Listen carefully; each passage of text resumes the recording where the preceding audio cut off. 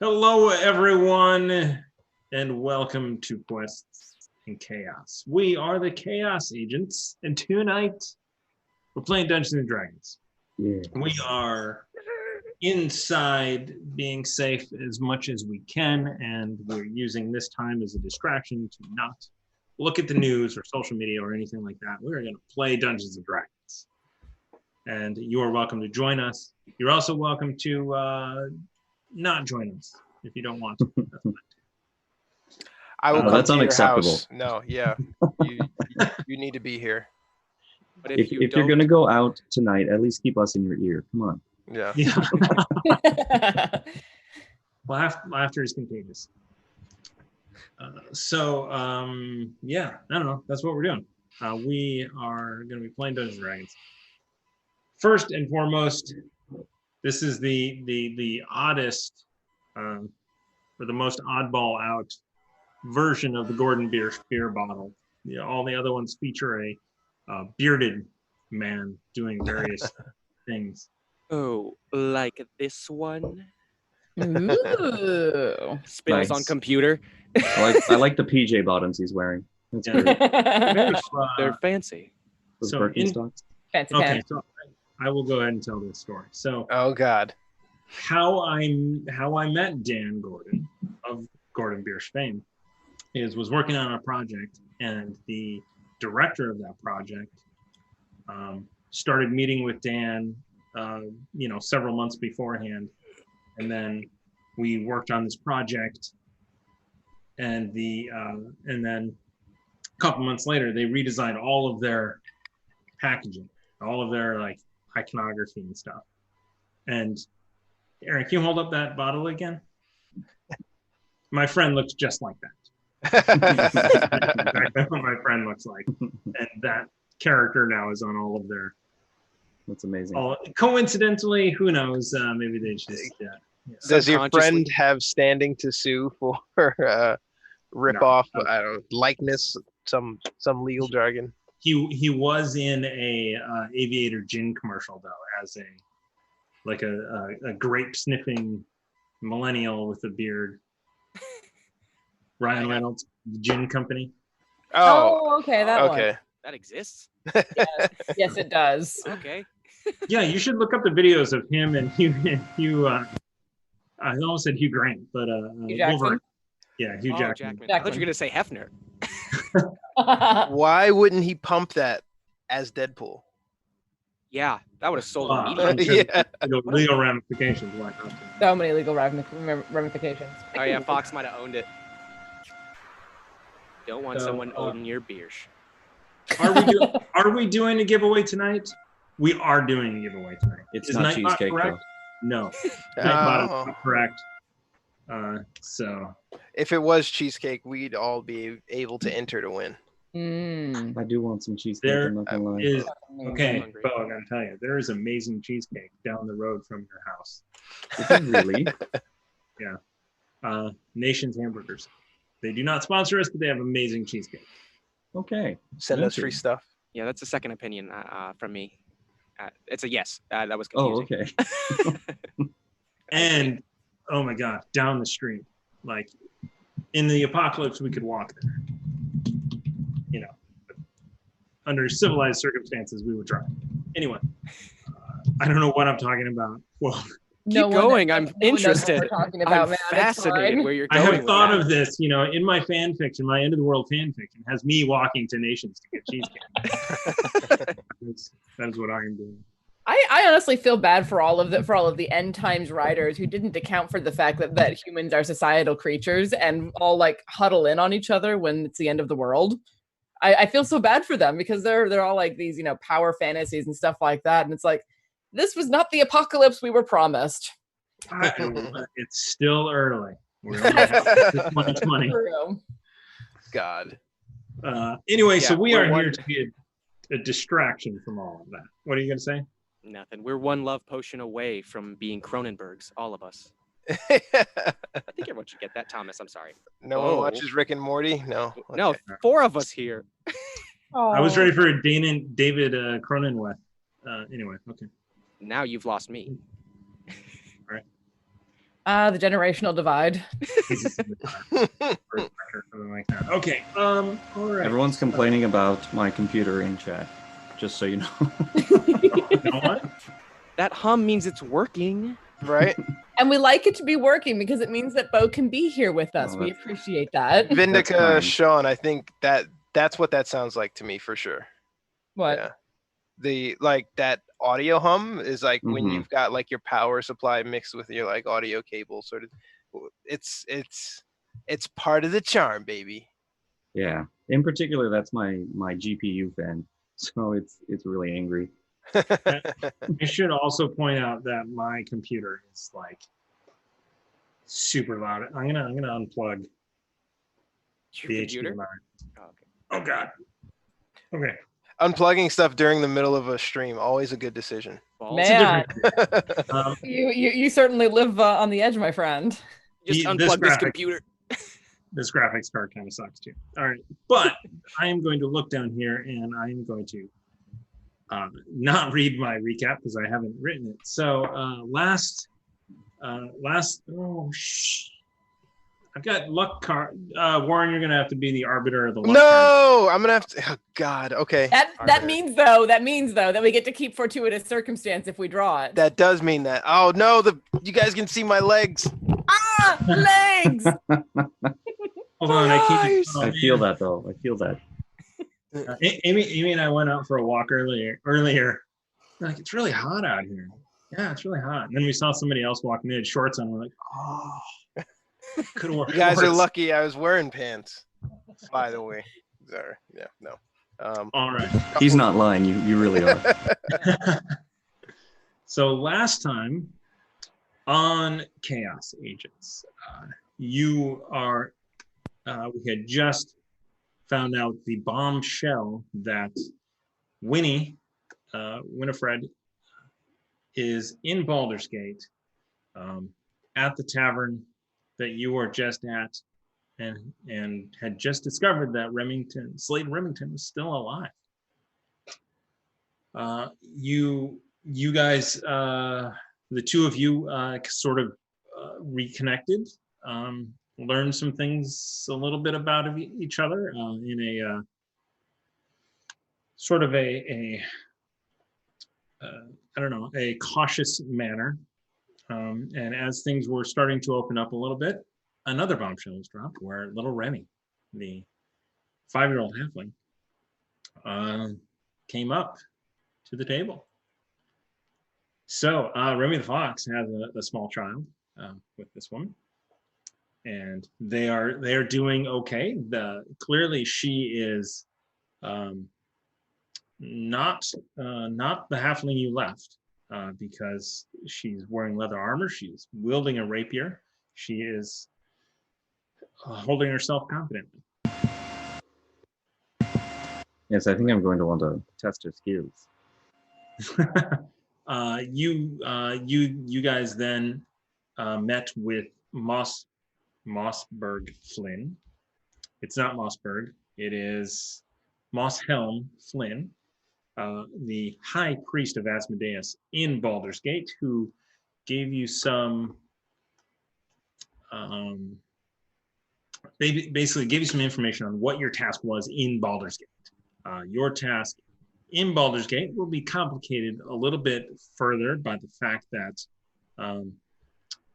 the two high priests of Mammon from Waterdeep are actually in town visiting and staying with the Von Keens.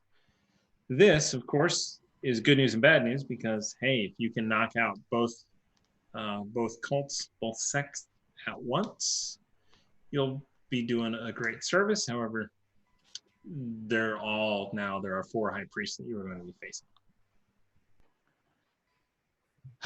You then, after that was all set up, he gave you coins to be able to enter the upper city and stay there for 3 nights as his guest in the Flynn Manor. You then decided to go shopping. As we do. In the morning, you will go shopping. However, then we went back to Remy and Winifred, and they had more discussions and a little bit more rekindling over an hour or so over wine, and then headed upstairs. And that is where we left off last time. So we are going to come back in the morning after a long rest. So if you have expended any spells, go ahead and do that. Now that my computer has stopped screaming at me. I've only been asleep for about 3 hours by this time, and just kidding. I got a full rest. Did you? You dog! Hey, that is the question, isn't it? I don't know. We faded to black. We'll never know. There's no need to check. The other rooms did not get a fade to long black. rest. We'll just say that there wasn't an hour of strenuous activity. So there we go. Because otherwise you would not have gotten a long rest. This is why you guys watch. This is why you watch. Thomas works in mysterious ways. That is, I mean, look, those are just the rules that are in the player's handbook. Just following Fair. along. Fair. You're only allowed one 15-minute nut. Just hit it right over the head, Aaron. That's, like almond. Whoa.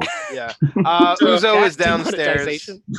Before we actually get into what you guys are doing, Okay. we have some bits that we need to talk Hey.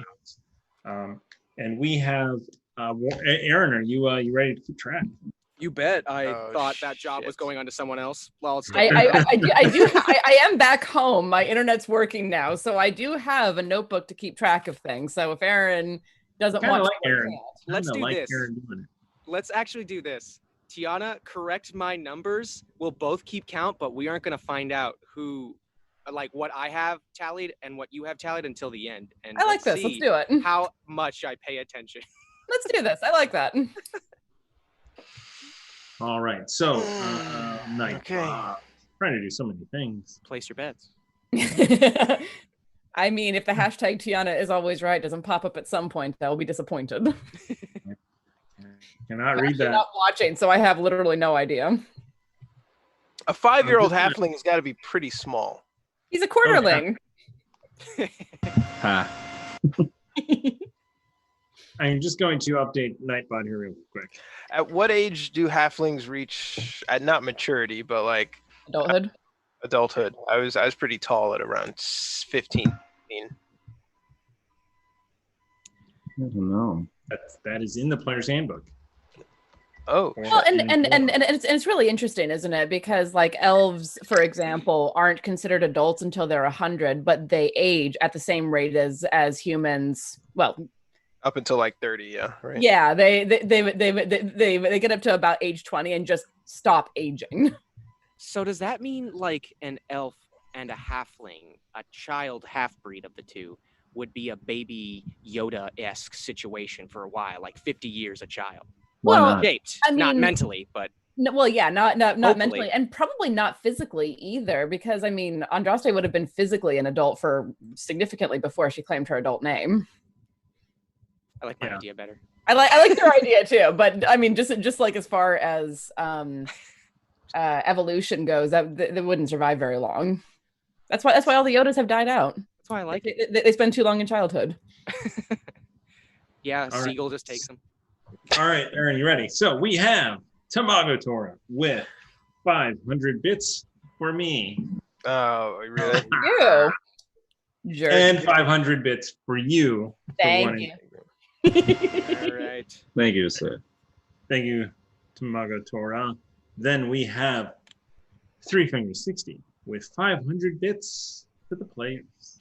More. Thank you so much. Thank you. Have we mailed them are the winners packages yet? That is Fuck. Sorry. Uh-oh. Didn't mean to put him on the spot. Lonely Yeti's carbon book went out today. So And that stickers. was only like 2 weeks ago. And stickers. Stars. And there's one sticker in there. Well, there's two. One of you, one of the logo. Okay. That was at the mailbox. I also got a PO box today. Ooh. And then there's a whole bunch of stuff that hasn't gone out. We have not forgotten you. Since 5/25, nothing has gone out. Apparently, Tamago Tora gave us those bits for the beards. Oh, that is right for the beards. This is blatant anti-beard discrimination.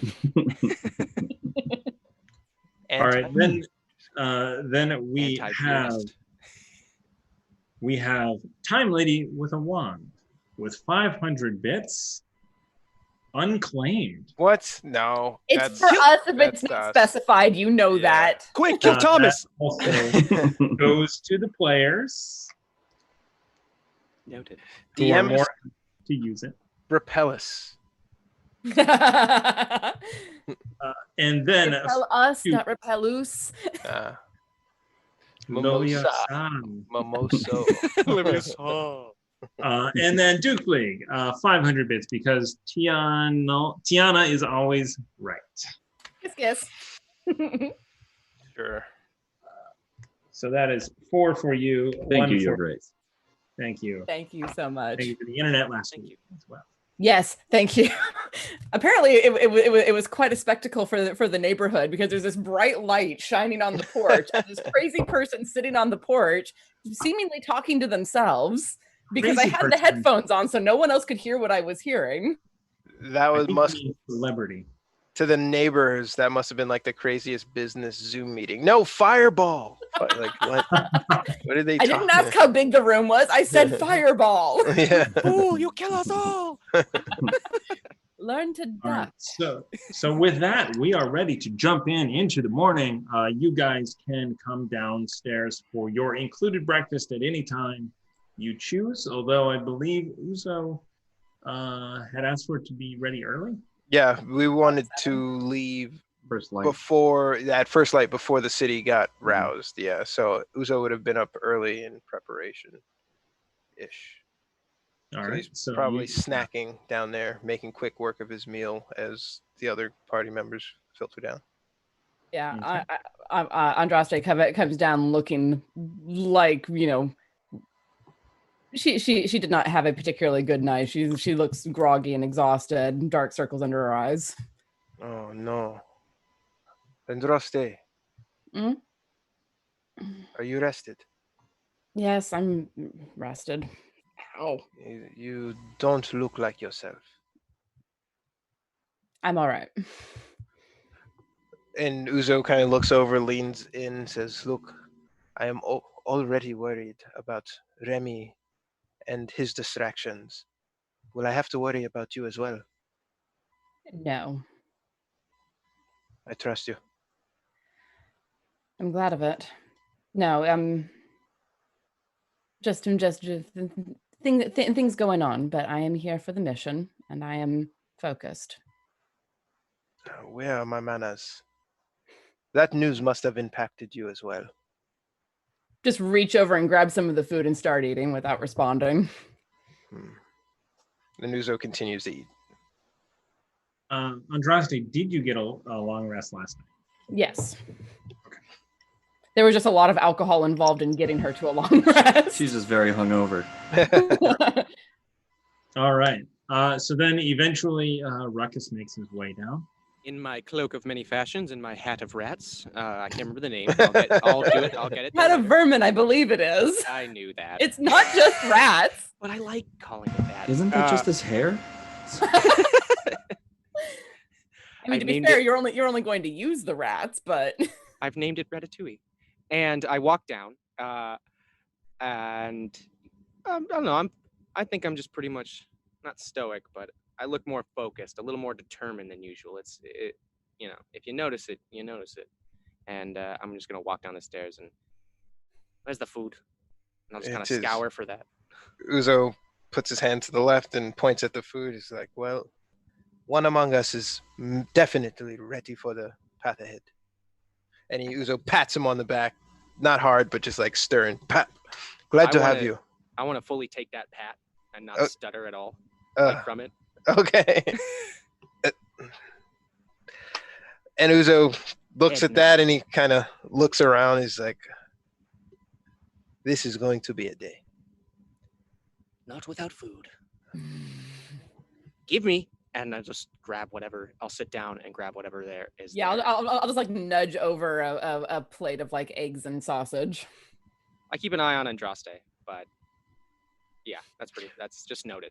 Not well, a friendly eye. I eventually head down with Winifred and come in to see everyone. Hey, good morning, everyone. Captain. Morning. Happy. How are you today? Today is the day, isn't it? Look at you, Ruckus. You look raring to go. I'm gonna insight to see if he got laid. Yep, same. Doing the same. Doing the same. He's got a glow, okay, a fatherly roll. glow. Rolls. +3. I gotta get there. What's that? 11. Yeah. Come I'm on. just gonna assume he did. I'm just waiting to see who all is rolling. Boom. I'm not rolling. I'm not rolling. I don't want to know. Yeah, I don't. He's not gonna roll. Both Warren and Ruckus, it's obvious. They're both of obviously Remy wears the same clothes every day for some reason, but It's not So prestidigitation, unfortunately. so yeah, it is obvious. So Uzo kind of stands and wipes his hands down and points to the meal at the table. He says, "Well, I'm glad you're back to yourself again. Good to have you, Captain." Pats him on the back and walks towards the bar to get some water, and comes back and joins. All right. Have a seat. Winifred actually, she says, "Okay, I have to go and make sure little Remy is ready to go. I'll be here. I'm keeping watch tonight, so I'll be here." I was hoping that you could help me with the latest fashions, but I suppose the people in the store could do that. Yeah, I mean, if you head to the wide, it's all up there. Everything, you can get really most common goods. You can get very fine clothes. You can get adventuring cloaks. Okay. It's where you would go. Thank you. I will come back as soon as I can then, yes? Come back. Come back when you've finished what you're here for. Ruckus chuckles with food in his mouth, and then goes back to eating. Make sure you've done what you've come for. I will come back. There's so much more now in my life than I ever thought. Thank you.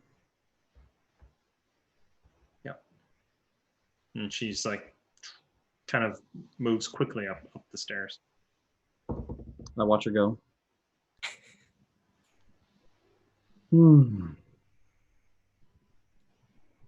So, I turn back around and see who's staring. Uzo's looking down at his food. He's like got the fork and he's spinning it on the plate, and he's just fully aware of what's happening, just not looking in any particular direction. Are we ready? I absolutely am. How about you? Was the first one down, Captain. Let us go get our fashion fix and become one of the upper cities. Did you hear that newest carriage out citizen. there just now? Yeah, Did you hear that? that's Going very fast. annoying. People think when you have prosperity, they show it off in all ways.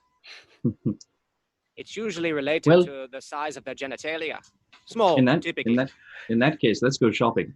Did you learn that in your upbringing, Ruckus? As he gets up and he walks towards the door. I don't own a motorcycle. Uzo walks what? out the door. A what?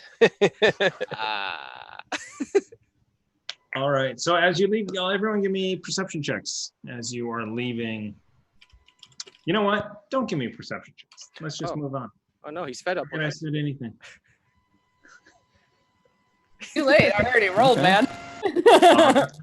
I have Winthorpe here as well, of course. Uzo wouldn't think, because we're not in the upper city, that we would have to really perceive anything. We're going clothes shopping in Baldur's Gate. He would just have a passive crime perception, but not really like we're being followed. So everybody exits the tavern, and you see across the way a half-elf gentleman with the armband of the district that you're in, the Bloom Ridge district. Just kind of looks like he's just kind of keeping an eye out. As you also notice, there are people moving up and down the streets. Activity has already started, much like in Waterdeep. The city does come alive in the mornings. The one thing you notice that is different than Waterdeep is that there are not any high society people. There are not any upper middle class individuals around. It is there are sailors that are moving. There are people moving carts full of goods. It is a much more blue collar type of feel here in the lower city. And as you wind your way up and around to Baldur's Gate, you actually get to there's a line of carts that are actually lined up and ready to get entry into the upper city. And each person is meeting sort of with that guard at the end. You see an exchange, and then moving on, an exchange, maybe a couple of questions here and there, moving, so the line is moving, not terribly fast, but not also slow. It's continually sort of moving. And as you get closer enough to hear sort of up ahead, you get that the rate to pass is 5 copper pieces, and then if the individual has a cart with goods, they're also charged as silver for the tax of taking those goods up to be sold. And eventually, you find yourself at the guard as well, and he kind of looks you over. Obviously, you guys are new in town; hasn't seen you pass through. It's 5 copper a piece. Yes, of course. Here it is. Why don't you let you know? We're going into the upper city to see the Flynn family, and to do some shopping. Here you go, chaps. Let's give him the 5 copper, and I slide 1 gold for each of us to him. All right. Through you go. Thank you kindly. Thank you for the copper. Indeed. All right. And you guys pass through very quickly. He ushers you through, and you are through. This early in the morning, you are actually sort of at the very beginnings of the setting up of this marketplace. It is not open really at the moment, but I mean, it is a big open field. On one end is a statue that has, well, if you go up to it, you'll find out what it is. But it is an open sort of field, and you have a number of individuals that are organizing where people are setting up their tents, sort of their stalls and everything. So they are popping up their stalls, opening up the wood, holding it, bringing out wares. So you see a Fletcher that is putting out rows of finely crafted arrows of various colors and plumages on the feathers. You actually see a number of dressmakers that are putting up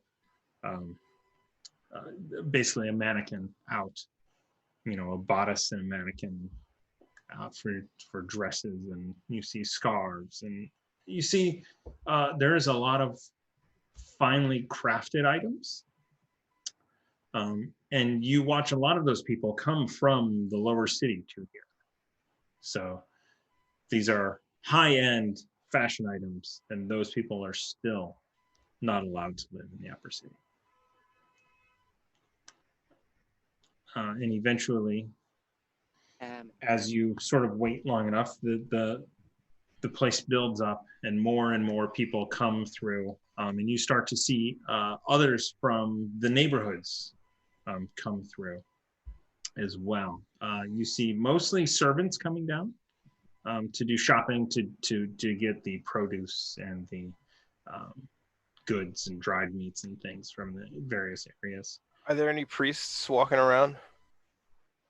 You do actually see some priests. You actually see, so you see a number of them heading to a very large building that is, so if you walk in front of you, to the right is the wide, to the left was a very large building. And it is very reminiscent of the high hall that was in Waterdeep, where you encountered the Nimblewright. This is the House of Gond here in Baldur's Gate. And it is massive, and it is beautiful. The stained glass, the dome on top. It is this structure that is way more imposing than the one in Waterdeep, and also apparently way more important. You also see a number of individuals in darker sort of priestly garb. Some may say dark but holy garb. Son of a bitch, he brought it back. and Andraste, you actually, from sort of knowing a little bit more about religion, you recognize, at least on a couple of them, the symbol of Baal, which is the god of murder. You see, yeah, those are clerics. Those are priests of the god of murder that are just walking around. I'm just like touch my holy symbol and just like.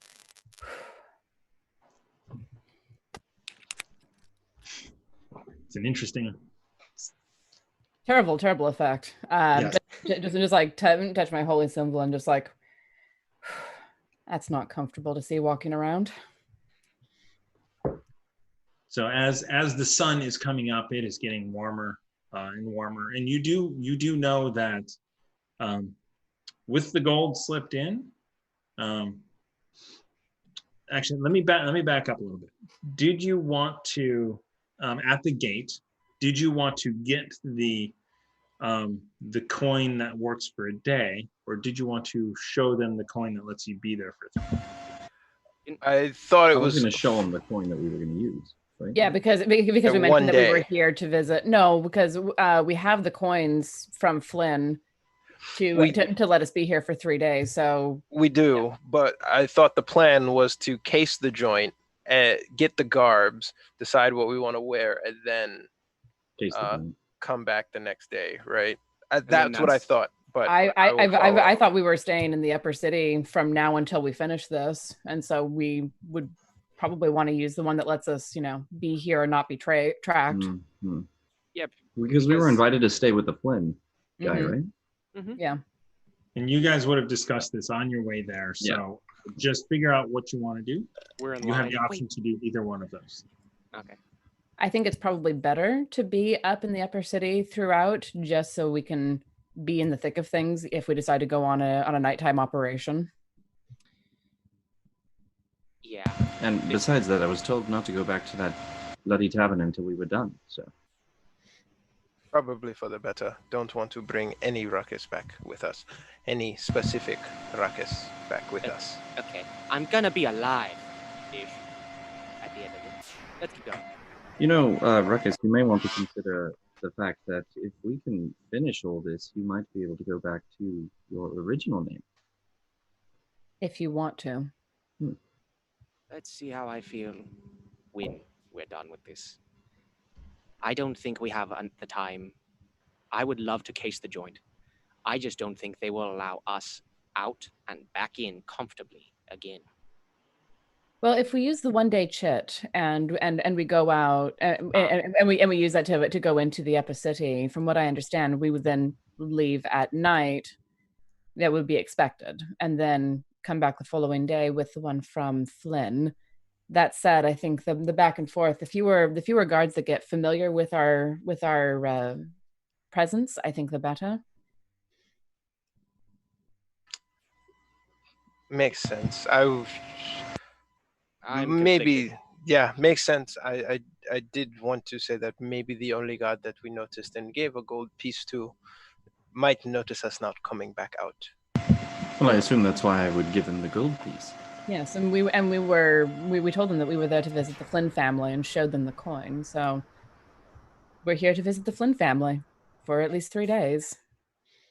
Well, let us go find the Flynns, as Uzo holds up a draped cloth and kind of sizes it up next to him. Gotcha. So I like the just, fabric of this. nice. Just for flavor's sake.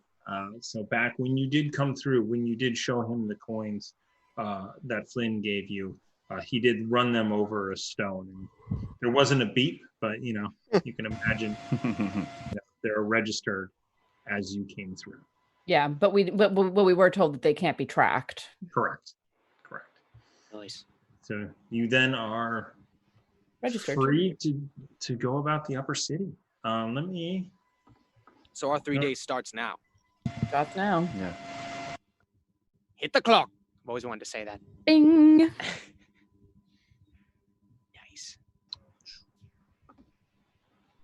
Let me see if I can zoom in on the Upper City. Zoom in. Enhance.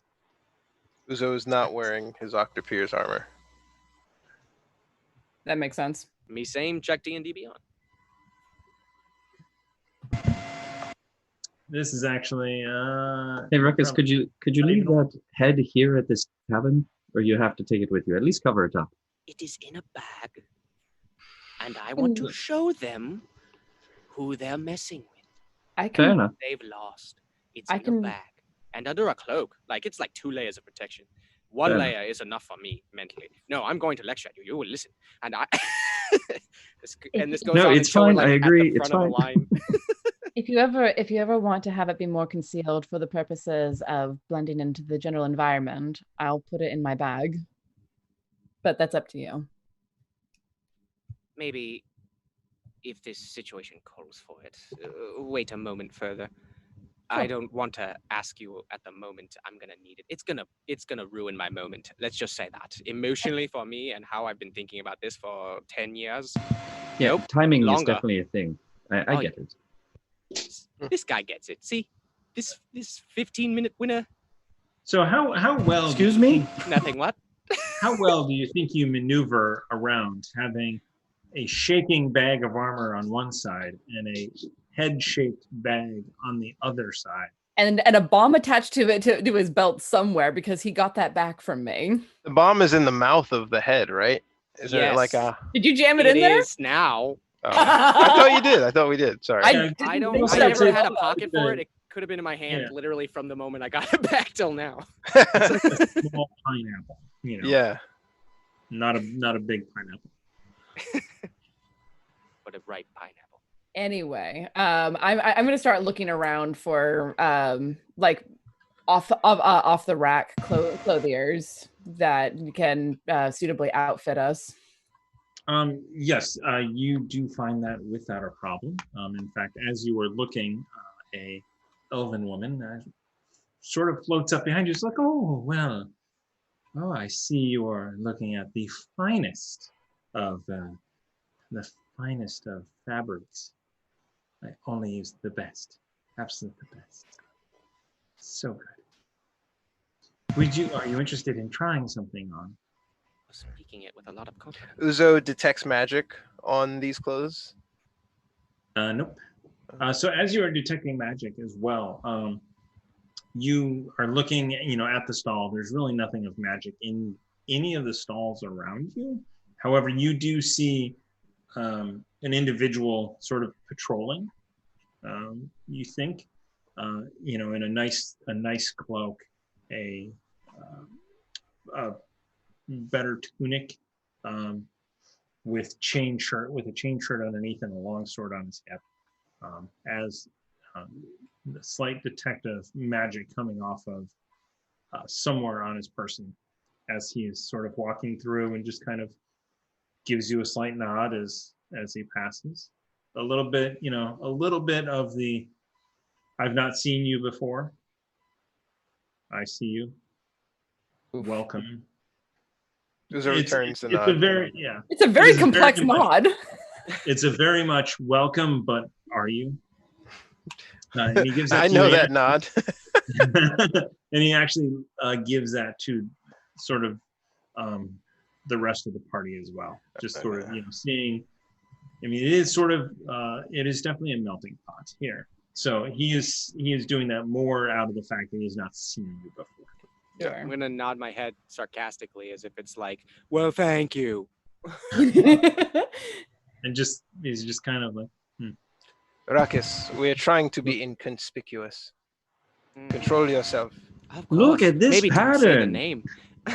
As I grab a bolt of some fabric and say, look at this pattern, everyone. Look at how gorgeous this is. And I Flowers say everywhere. to Ruckus, that seems normal because from what I gather, halflings are typically that flamboyant. Am I the only halfling you know? The only one I've seen, and you are setting a great impression. Well, Thank you, Uzo. Boy, that's a sentence. I'll turn to the elven woman and greet her in Elvish, before switching back to common to say, yes, we are rather interested in some finer clothing than what we're wearing at the moment, and your wares seem quite lovely. why, thank you. I do take pride. We have the family makes some of the finest stuff. And she actually starts to sort of point out some of the features that do make it stand out. The double stitching, the extra craft that goes into it, and you can see that right off the bat. She's trying to play it up as much as possible before she hits you with the price. Of course. Classic. I'll ask her, do you have anything that would make me look dashing yet won't get in the way if I've got to go for a bit of a run or a jog? Oh, well, I mean, the latest trend are these big pantaloons that stick out. Okay. I thought you were wearing those for a moment, as he points to Ruckus.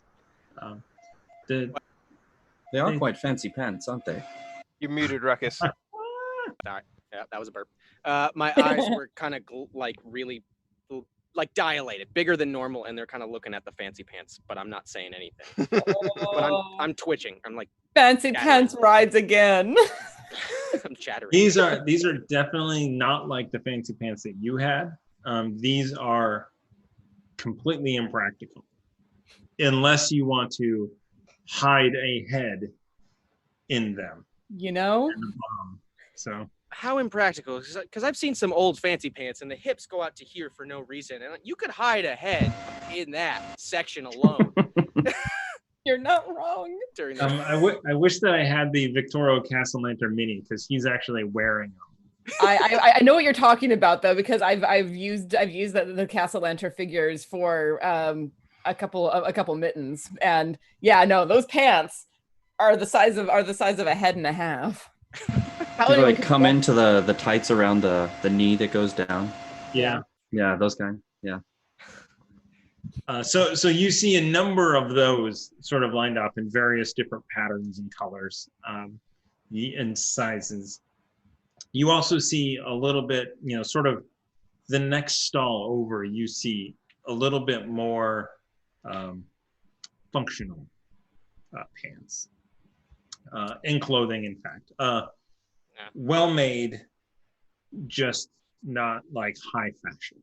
Sure. So it's sort of, it's like, oh, this is Banana Republic, that's thing, and this is the Watermelon Union.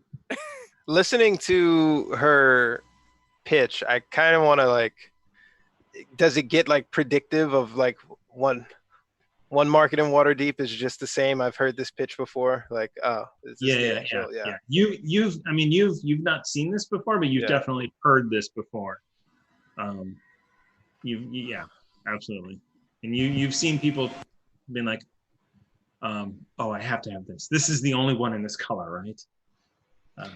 So trying to be very unique, I have to have this. Is this the only one in this color? As he holds up a cloth. Oh, it is. We only custom make things like that. It's sort of a one-off pattern, shape, size. What do you call that color? Puce. It is quite Puce. fashionable. Puce. I've always wanted a puce color cloth. I don't know what the price is, but it is exactly a quarter of what it is you've bargained for that I have in my pocket to give you.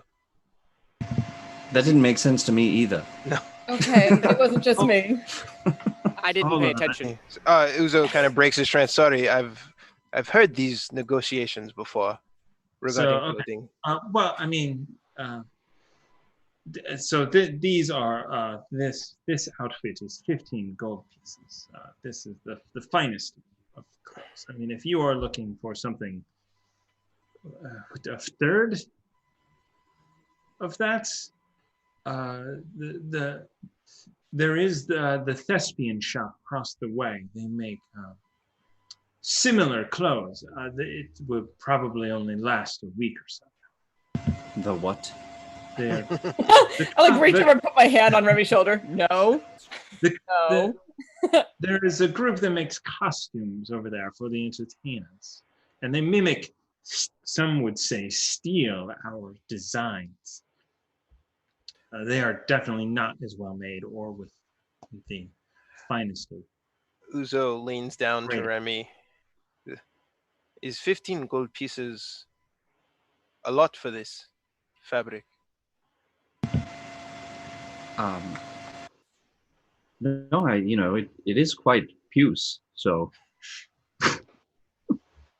Boy, isn't it? This puce is tight. I'm going to leave the boys discussing with her and make my way over to the more practical looking one with slimmer fitting trousers in the stall next door. Okay, so those are these are going to be somewhere in between. So an outfit, a full outfit of nice clothes, a little bit more practical, you can fight in them, are going to be about 10 gold pieces. Okay. And I want to chat with the storekeep for a moment and look through to see if there's something that'll fit me without alteration, preferably something I can wear the chain shirt under, because I would prefer to stay protected. Interesting thing about this stall, you actually see the person kind of, may I take your measurements? Certainly.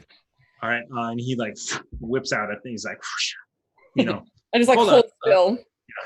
Hold still, and he's measuring sort of everything. And by everything, only a few areas. And he's like, okay. Kind of runs, you see him kind of run back, and this place, they're not one off. He's kind of going through a stack of stuff. Okay, and pulls out basically your size. Brings it out. It is a deeper burgundy type of outfit with charcoal pants. Ooh. It is a very it stands out as being interesting and nice, but you also see that there are there's a stack of this pretty much the same sort of outfit. Uzo walks over and sees that. He's good choice, Andraste. And he says, "Do you have some in my size?" We actually yes. So we have the burgundy. We also have two other colors. If you were interested, we have a deep violet and a. I want this exact pair. Yes, in different size. Yeah. Andraste's eyes light up when she hears purple, and I'd like that if I could. Okay, and then he pulls out and he's like, Ooh. You're hiding some. He's like, you're hiding some muscles. Is that what? Whoa! Hello. Watch your hands. As Watch he's your like going across your chest, like, whoa! As the guys underneath. Yeah. Sorry, that is my snake. Please be mindful of him. Yeah, I will. Okay. And then he goes to the Just back. move it to the left. He extends sometimes into my chest. I like to keep it folded against my chest, against the.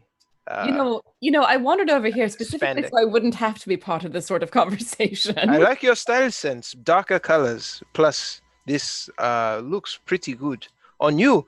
I hope it looks good on me. Go ahead. Well, I just wanted to say that I wanted to grab like the purple version and see if there's somewhere that I can try it on. So he brings out.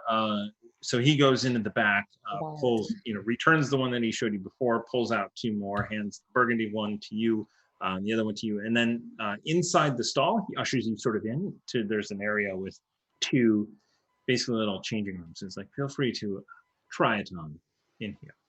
All right, and I'll step in and try it on. Put pretty much everything into my bag of holding except my chain shirt. It's like, as you walk, Andraste, where are you going? As Uzo's taking off his shirt in the middle of the showroom. No. Sir. The guards do not like to see everything. So please, in the changing room. It's the protocol of these sorts of places. Okay. All right. You're walking. Changing in privacy. Meanwhile, I'm talking to the lady. Do you have anything with kind of like a high straight collar? Something kind of make me look a little taller? She said, I can certainly design. We don't actually have halfling clothing here. I think there might be a stall, though. Because I know that there's 2 children's clothing down the way. All right. Thank you for all your help. I really appreciate it. As I look out, is anyone wearing any like tricorn hats? Kind of like finer high society types.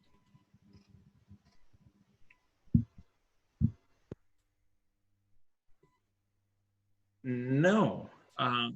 You, in fact, the one thing you do pick up sort of right away is across the way, you see a shop that is almost an exact mirror of the one that you are in. And they have the 2. There is a sign on their stall of the masked one with the smiley face, one with the sad face above the top. You also see about 6 different individuals in a burgundy top and charcoal pants.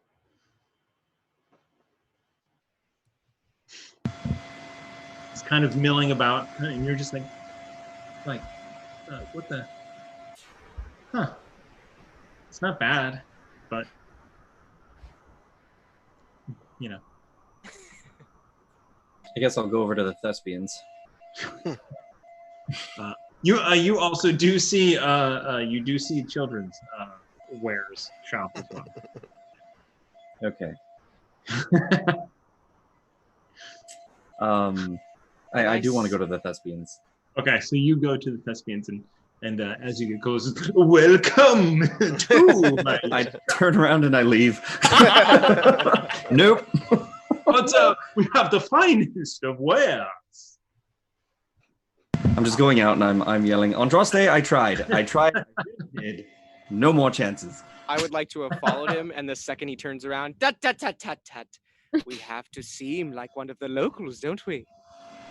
Please, tell him all your childhood wares. That is a halfling man you are with.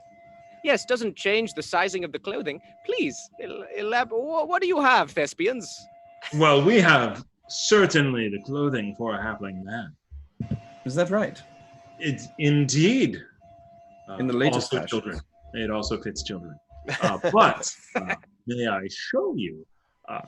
And he, and again, much like the other one, You mean human children, right? Because it definitely Right. wouldn't fit a halfling child or a gnomish child or whatnot.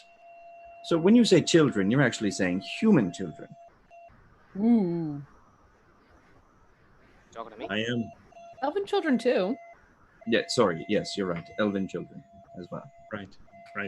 Yes, and orc children are probably like 12 feet tall. I don't know. I haven't looked into it. But, I don't think that was just ignorance on our part.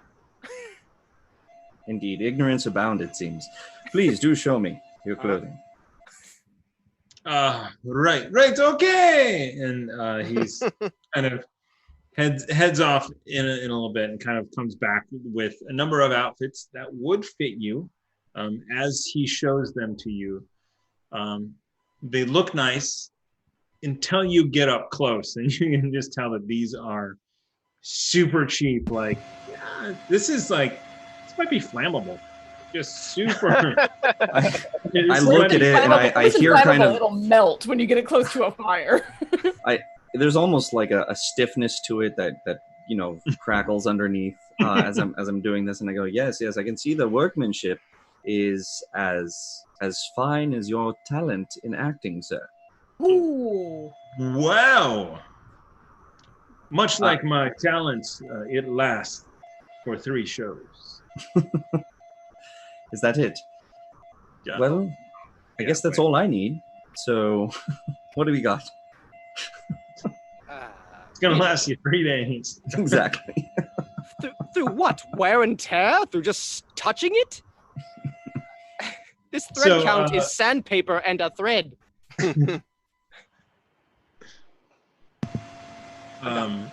You also see there are a number of shops that actually have fashionable items that look to be in your size, probably are made for human children, but definitely look like they would fit and not be so cheap or obnoxious.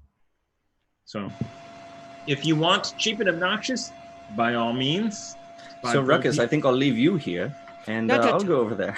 I feel like that's such a stab at all the costumers that I know. Just these costumers. Yes, just these. The actual costumiers that I know and that I see on Facebook are that really impressive stuff. Yes. Oh yeah, no. Super impressive. This is definitely, these are the parroting.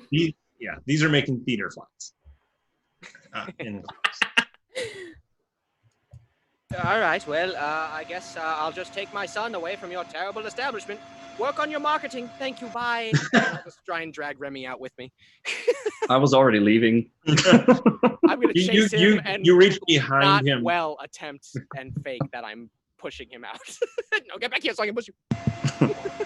I stop and wait. He catches up to me. Oh, no. Don't pity. So we will fast forward a little bit. You guys can get clothing that you want in colors that you want, or you can go with the sort of current fashionable trend of charcoal pants and a different color top.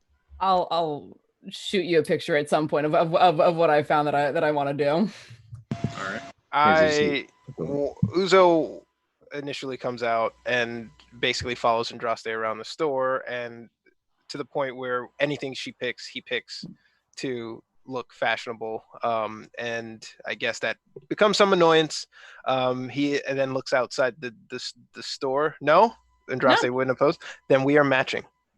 I mean, she'll definitely she understands what you're doing and will be like, okay, this color won't really work for you. It works for me, but it won't work for you. So let me point you at this. I think this will set off your eyes really nicely, and actually turn into a little bit of a fashion consultant. So interesting. And purposely not dressing the same. I mean, there's that. I don't want us to look uniform. I'm genuinely interested in helping him look, good without looking ridiculous. I think Uzo is definitely entranced by and taking in the fashion advice, but Baga sees right through this as she doesn't want you to dress like her. Well, both are true. Both are completely true. She wants you to look your best. She also doesn't want you to dress exactly like her. Okay, this works. I like it. What about you, Burger? That looks really good on you. It even has a slot for you. Okay. So as you are shopping, you do notice that at one point, you see what must be the patriarchs or a couple of patriarch matrons come out, and they are, even in the hot daytime, they are in dresses to kind of peruse the wide. So they stand way out. You can see that the guards that Bo had seen earlier are sort of keeping an eye out, keeping a watch, if you will, not leading them around, but just nearby in case anything happens. And you also notice that what they have purchased or are wearing is nowhere near what is here. It is at a much higher scale and level. As they kind of work their way through the crowd, kind of looking, it's like, oh, that is very interesting. Oh, interesting. And then, go ahead.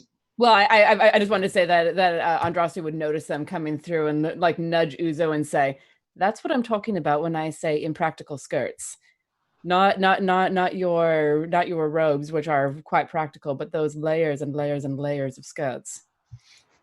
That can't be breathable either. It looks terribly uncomfortable, and if I had to run, no.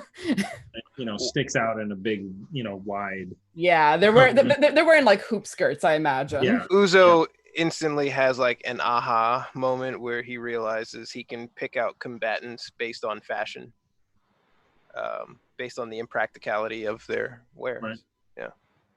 Nice. And so you see the patriarchs sort of speak to one of their companions, obviously a servant. They run off, they purchase some things and come back, and they are carrying. It is a sort of a spectacle, but they are not, they're there to be seen and, this stuff, but they're not, completely obnoxious, and people still try to sell them things. As you are also walking around, eventually you all sort of converge at the end underneath this statue. I need you to tell me what hat I am wearing, because I picked out a big fashionable hat. A big fashionable hat. Yes. There is a Sebastian's hat shop. Yes. Haberdashery. Sebastian's haberdashery. It's just a big bowler. Yeah, it's like a bowler, but just big. Actually, that was at the thespian shop. So there is a so it's not so much pirate themed as it is just obnoxious. You know what? I will just say it. Sebastian's giant purple hat with the big giant feather is available. Is mine. So excited about this. So it is, it sticks off like this, bright violet, hard to miss, hard to see at your height. If you were a human, hard to miss. But you're kind of like, as you get it on and 5 gold. Mm-hmm. I'll purchase it.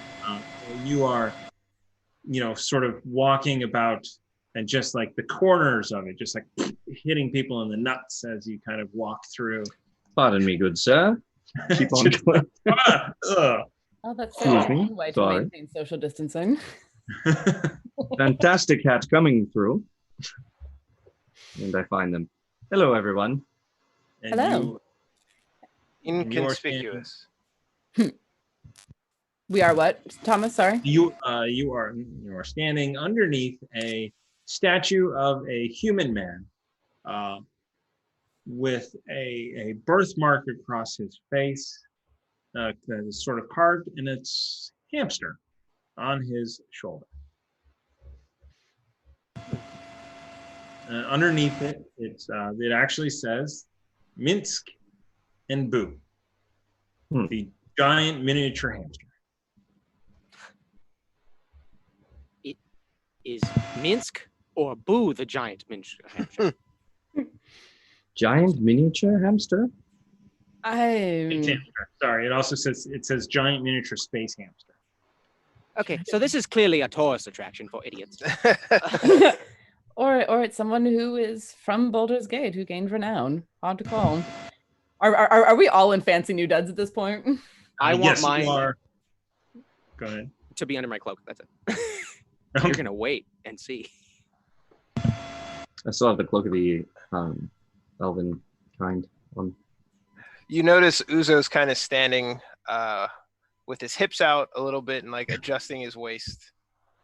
Is this the first time Uzo's worn pants? Yeah. Oh. He's kind of like standing on his hip and he's inconspicuous, Remy. What are you talking about? I fit right in. Look at that man's hat. That's fun. It's another giant thespian.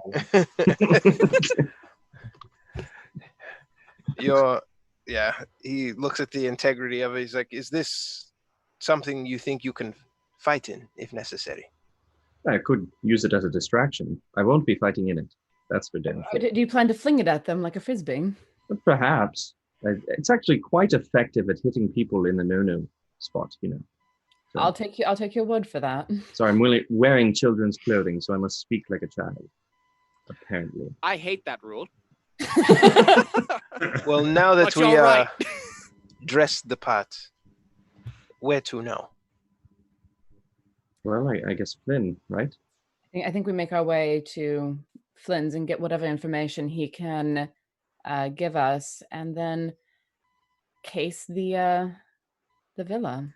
Have we a rough count of the priests that we've seen come out?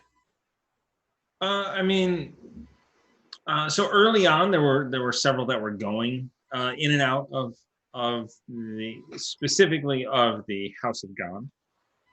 The others, I would say maybe a dozen total, and you see that was over a number of different religions, and none of them had any of the signs of devils. So these are all of the major religions that are in the realms. So you see, you have the priests of Helm and the priests of Lathander and also of Baal and others. I mentioned that, yeah. It's kind of a passive observation. Yeah, and I would have been tracking them as well, and also like looking for other followers of Lyra, though she's not really a major goddess, so I don't expect to see any others. Mm-hmm.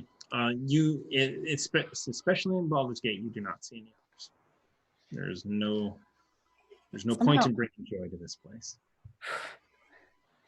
I was about to say, joy has fled this place, hasn't it? Revenge, maybe. The place for revenge. Well, if there's any place that needs joy, it's this one, that's for sure. Yeah. So so if you remember, Mosshelm Flynn also gave you a note, which had a little drawing in there of the cross streets that the Flynn estate is on. How odd. He didn't give us the literal cross streets. It's so How peculiar. That must be a Waterdeepian thing. I don't know. It's my thing. no. Lead the way. If you guys can navigate the map. So we have the map that Trace drew for us, yeah? Can we figure out Yes. where we are and chart out a rough path to where we need to be without like staring at the map like a bunch of fucking tourists? Yes, in fact, I know this is, well, if you go to Roll20, oh wait, we all have Roll20. Yeah. Roll 20, yes. It's a thing that we are using. What? I thought you said rural. It sounded like rural for a second. If you go to your I'm farm, too beer you're crazy busy. in, so. Also, if wish people I want had to more see beer. what I found for Andraste, go to the Discord and check out the Chaos Agents room. I was wondering what that noise was. I was like, Well, turn off your noises, mate. Oh man, I signed up for the Carbon 2185 Discord, and it's just like ping, ping, ping, ping. Popular. Sorry. Oh yeah, Duke Fleet put the raid trailer in there. Sorry, Carbon. Yeah, I might actually like go and watch it at some point. That's kind of almost what I envisioned, minus the pinstripes. Right? It's practical, but it's pretty. Very. The raid Indeed. redemption. Either or. I'm The first one. outfit. All right. I don't know the other one. All right, so I am going to go to Roll20. I'm going to start clicking around. So you are in the wide, which is up here, which is off of this screen. I'll just do it at the bottom. So this is the wide. You know that you can hold shift and while long clicking to drag us over to where you're looking, right? No. I didn't know that. No, you do. That's awesome. Oh, God. Definitely not what I wanted to do. Well, we're looking at this massive clearing, which I imagine is what we're looking at. You need to master your power, Thomas. How dare. Conquer it. Interesting. Okay. Only the DM can do it, because usually the DM is showing you something. The hamster is that center dot, yeah? That big statue? Sweet. Yes, okay. Right there. So you know that heading down the Flynn estate is down here, pretty far towards the south end. And, oh wow. You also have directions to this sort of area right here, which is the Von Keen estate. So it looks like maybe we should pass by that estate on our way. Yes. Getting at least a pretty good look will give us an idea of what's on the outside, at least. All right. Excellent. So you guys are going to make your way past there. You can do any discussions you want on your way. There is a number of traffic out. As you are traveling, you do notice only two, and they are in separate groups, people that are wearing similar clothes to Andraste and Uzo. But you also know now that it's popular in the upper city right now. And you start to think back, you're like, okay, there was one guy, that was sitting at the restaurant that had this on as well. So you sort of think that this is sort of a very current fashion thing that people are actually wearing. And you travel down the streets. There are a number of people that you pass. You don't pass any more patriarchs. Well, you do pass guards. Are they just armed, or are any of them magic wielding? Just armed. I share that. So and you notice too that those are and Tracy said this, those are the watch. So the watch is the guard for Upper City. You do not see any flaming fist mercenaries up here. Only the watch. The flaming fist was working the gate. Yeah. But once you were in, these guards are less susceptible to corruption. Correct. Okay. And their goal and their only job is to protect the patriarchs.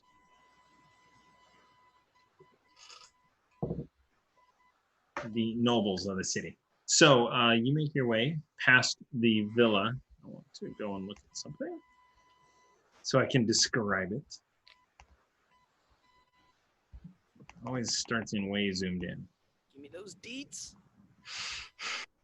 So as you're walking, you kind of get to the sort of block area that this building is at, and you can see right away. So with Baldur's Gate, it's very compact.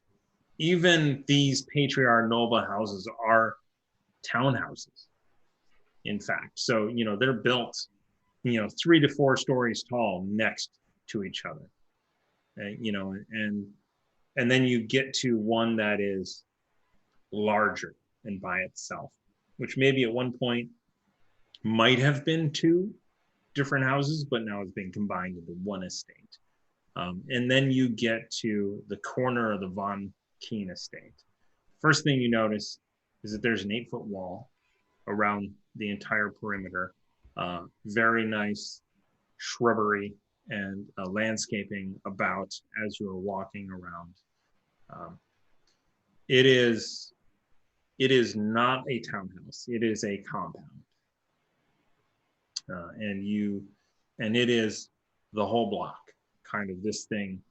So you walk, what is that? You're heading sort of southwest as you are walking.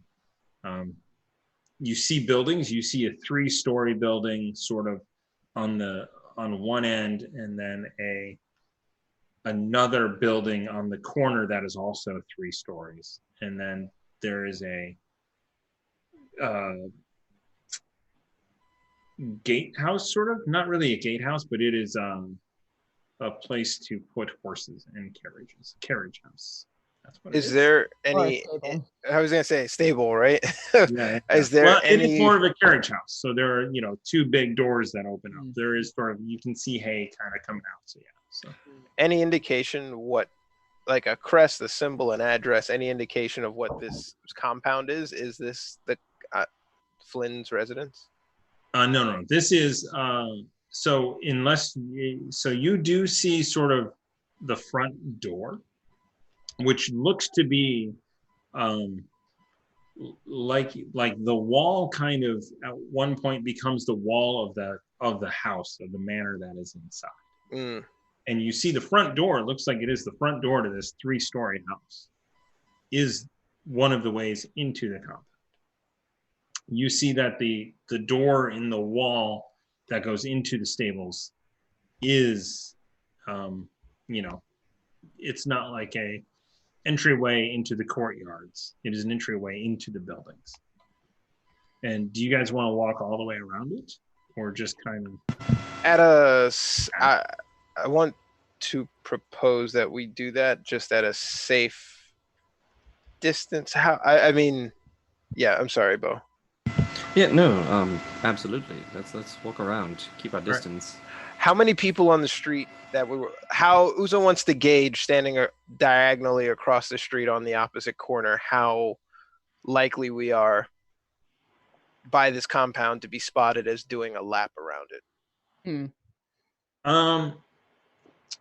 You see individuals walking. This is not Waterdeep, right? Okay. So Waterdeep was pretty packed. There were people out of all walks of life, out kind of everywhere. This is there are people moving with a purpose, but you also see some people just kind of leisurely walking.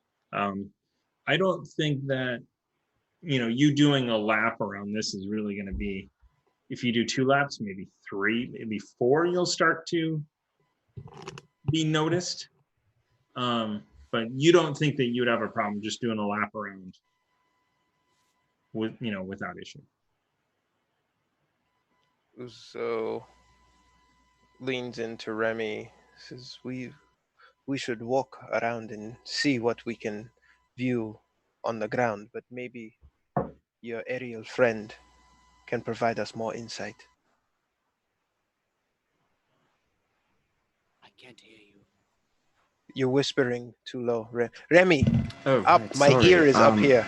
Yes, so sorry. You need to bend down more. I agree. I could just hold somebody's hand, perhaps, and I can look directly through his eyes. Ruckus, he is holding your hand. I know that. Okay. I did a child bit earlier, and I regret it now. I'm never calling you daddy. And I grab his hand. I won't have to. Funny. And with that, I go into Winthorpe vision and see from above. My goodness. Okay, hold on a moment. I should. You know what? I don't know why I did not think of this. I was actually going to suggest we do exactly this if you hadn't said it already. The compound actually employs a aerial counter falcon Counter owl. Yeah. Counter. It's like So to what catch happened? drones. I did. Oh, Ooh. I'm logged in as somebody. Oh, I should be logged in as me, or I should be logged in as me. Hold on, I'm gonna rejoin as player. Ah. Always zoomed way in. Yes. I don't know why it does that. That annoys me too. Zoomed way in and always in the upper left corner for some reason. At least for mine. I So apologize. I am killing everybody right now. no, Freaking God, Salesforce is like the worst software ever. But they're $1 million company, literally the worst built software. Heck, let's get together. Let's make a Salesforce competitor and get rich. There you go. Roll20. It's like functionality. You would think like, oh, there's so many UX people and like they design like buttons and sleekness and all this other stuff. Like none of that cares. Just make a functional website and people will use it. Like Roll20 is a good example of a functional website. It's like kind of good enough. Yeah, it's good enough. It's just like good You mean enough. that thing that is notorious for people to understand? What? You haven't had people. I've talked to people about Roll20, and it's like it's a bit of a learning curve. Yeah, it is. Yes, And the it learning has. curve is straight up. Yeah. Yes, it absolutely is. I got really lucky that I started learning how to use Roll20 before all of this because I started with the international group in October. So I already had a leg up when all of this started, but geez, I had to All learn right. everything else so fast. So as Winthorpe flies up and kind of gets an aerial view of the area, you see inside this compound there are buildings where the black is. Those are buildings. The one that is more square shaped at the top is a 2-story building. The one just to the south of that, also rectangular shaped, is the stables, and then the odd shaped one is the main manor house. Give me a perception check for Winthorpe. Okay. All right. Is that advantage, I believe? Broken. I don't know what you're talking about. Owls are broken. There's no owls in Mage Hand. It's amazing. I doubt that very much. The problem with the continent of Darrellin is that they hate mages, and any animal that looks like it might be a familiar, kill. Look at that roll. What did you roll? All right, so Neat. 22. So the first thing you notice, just kind of going in, is your eyes get in on. There are 2 hellhounds. These dogs with like flames and fire sort of coming around them. There's sort of one is patrolling sort of the area, and one is kind of laying down, licking itself. Because it's just like, and then like fire licks off of his body. And I just say it out loud without being able to hear myself. That one reminds me of Ruckus. And then you also, with that roll, you see sort of hanging out under a tree, a spined devil. This creature with you fought these. I believe you fought these chasing them along the rooftops. Yep. Yeah, when Uzo went back to murder that person. Yep. You don't know. Yeah, you have no idea. What the fuck are you talking about? We'll learn about it someday. He said it in Bo's voice, not Remy's voice. It counts. So yeah, so you've seen them before, and you recognize that those are devils, and they can shoot those spines at you. They can attack as well. You do not see any humanoid creatures. You see devils and hellhounds, and they are leisurely patrolling the area. I just kind of leave Winthorpe up there, kind of perched next to a window for a bit, see what Winthorpe can see. As I, the idea is that any owl would perch, right? Type Right. of thing. Okay. Good. Just standing guard. As he is sitting there, I will have one more bit of information. The second level, all of the windows have a sort of frost on them. Like, they're frosted, keeping Winthorpe from seeing inside. I said I can't see anything inside. The glass is frosted. On the first level, as he is watching there, doesn't really see any movement on the inside, but can see in, as much as sort of it being bright and dark on the inside. Okay. Bring Winthorpe back and come out of it. Relay the information. We have some hellhounds in there, it seems, and a lot of spined devils as well. Getting in there is going to be quite the fight. I don't see how we could do it subtly from here, but perhaps another angle. Well, and So, you said sorry. Go ahead. Just for clarification, you saw 4 hellhounds and 2 barbed devils. Barbed devils? Spine devils? I don't see them because they're under the tree on the map. Yeah, because honestly, these icons need to be better. Roll20 kind of isn't. I see it. Never mind.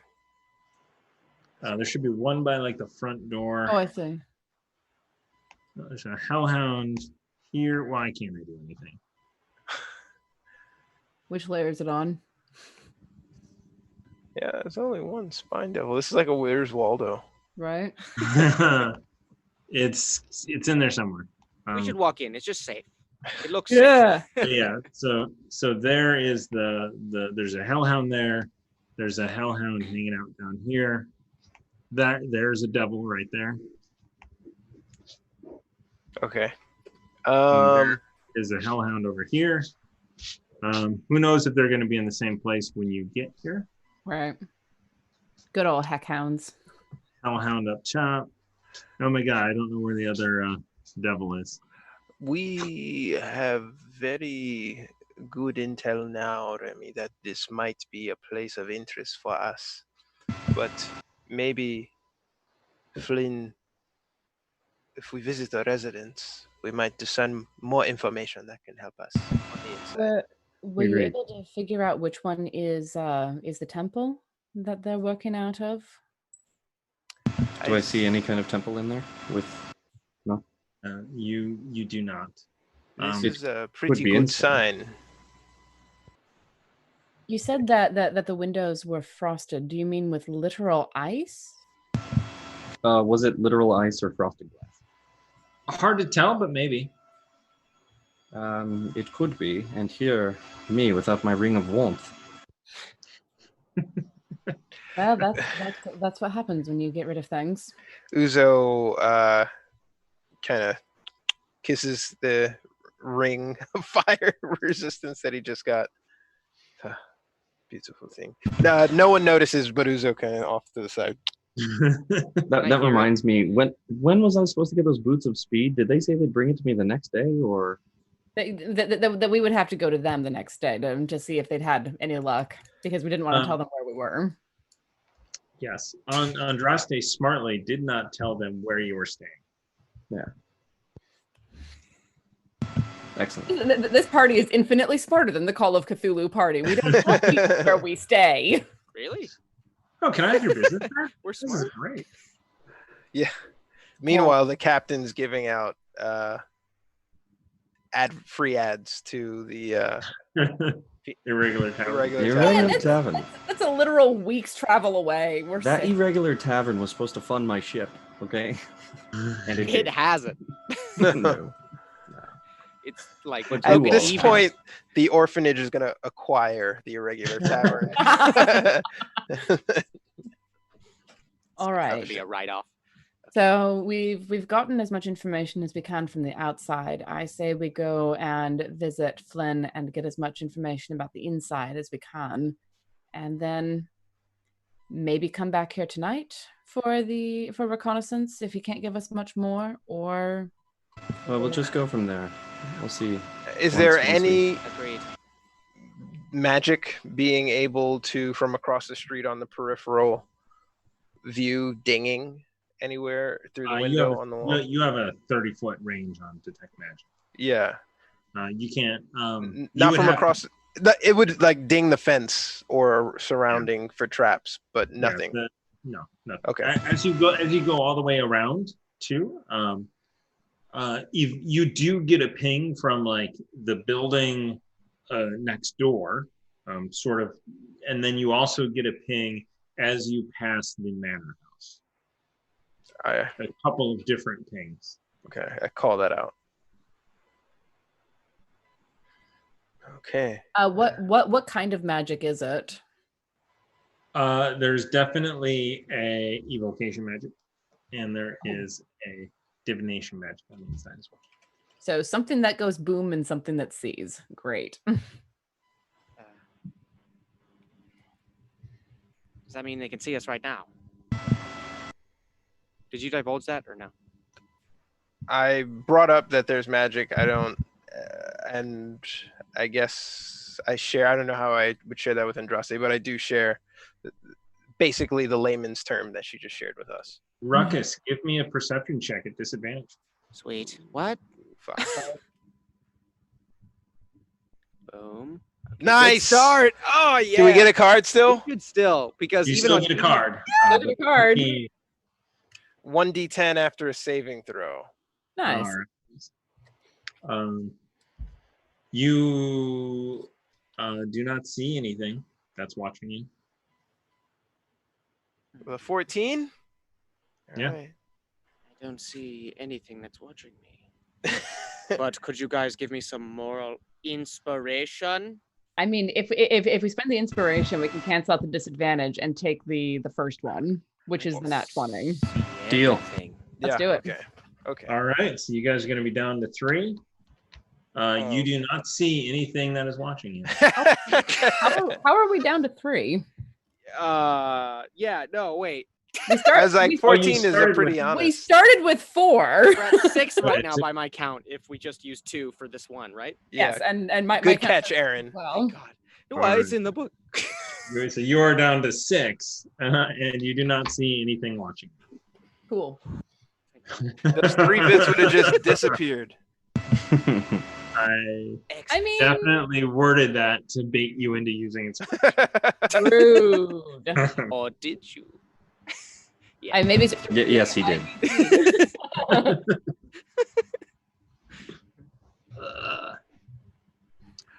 All right. So we head over to Flynn's house, the Flynn Manor, if you will. So you Flynn head it over up. to the Manor Flynn, and it is a townhouse. This, it's less of a manor than it is a very nice 4-story house, which you sort of knock at the door, and there is a brief pause, and then a slit opens up. Who are you? What do you want? I would answer, but I'm down here, so one of you has to answer. And One then, of the tall ones. and then kind of down at the bottom, it opens up. Who are you and what do you want? And it's eye level with you. Like, why? I see nothing but purple. Please move. I lift Move, my head, purple beast. It moves back. take off the hat. Pleasure to meet you. We are here at the request of, oh goodness, what's his name? Where is it? Woodbane. No. Flynn. Flynn. I forget his name. It's Flynn something. It's You guys are like, Woodsburn. who are we here for? The something Flynn. I wrote it down. Like half-assed, though.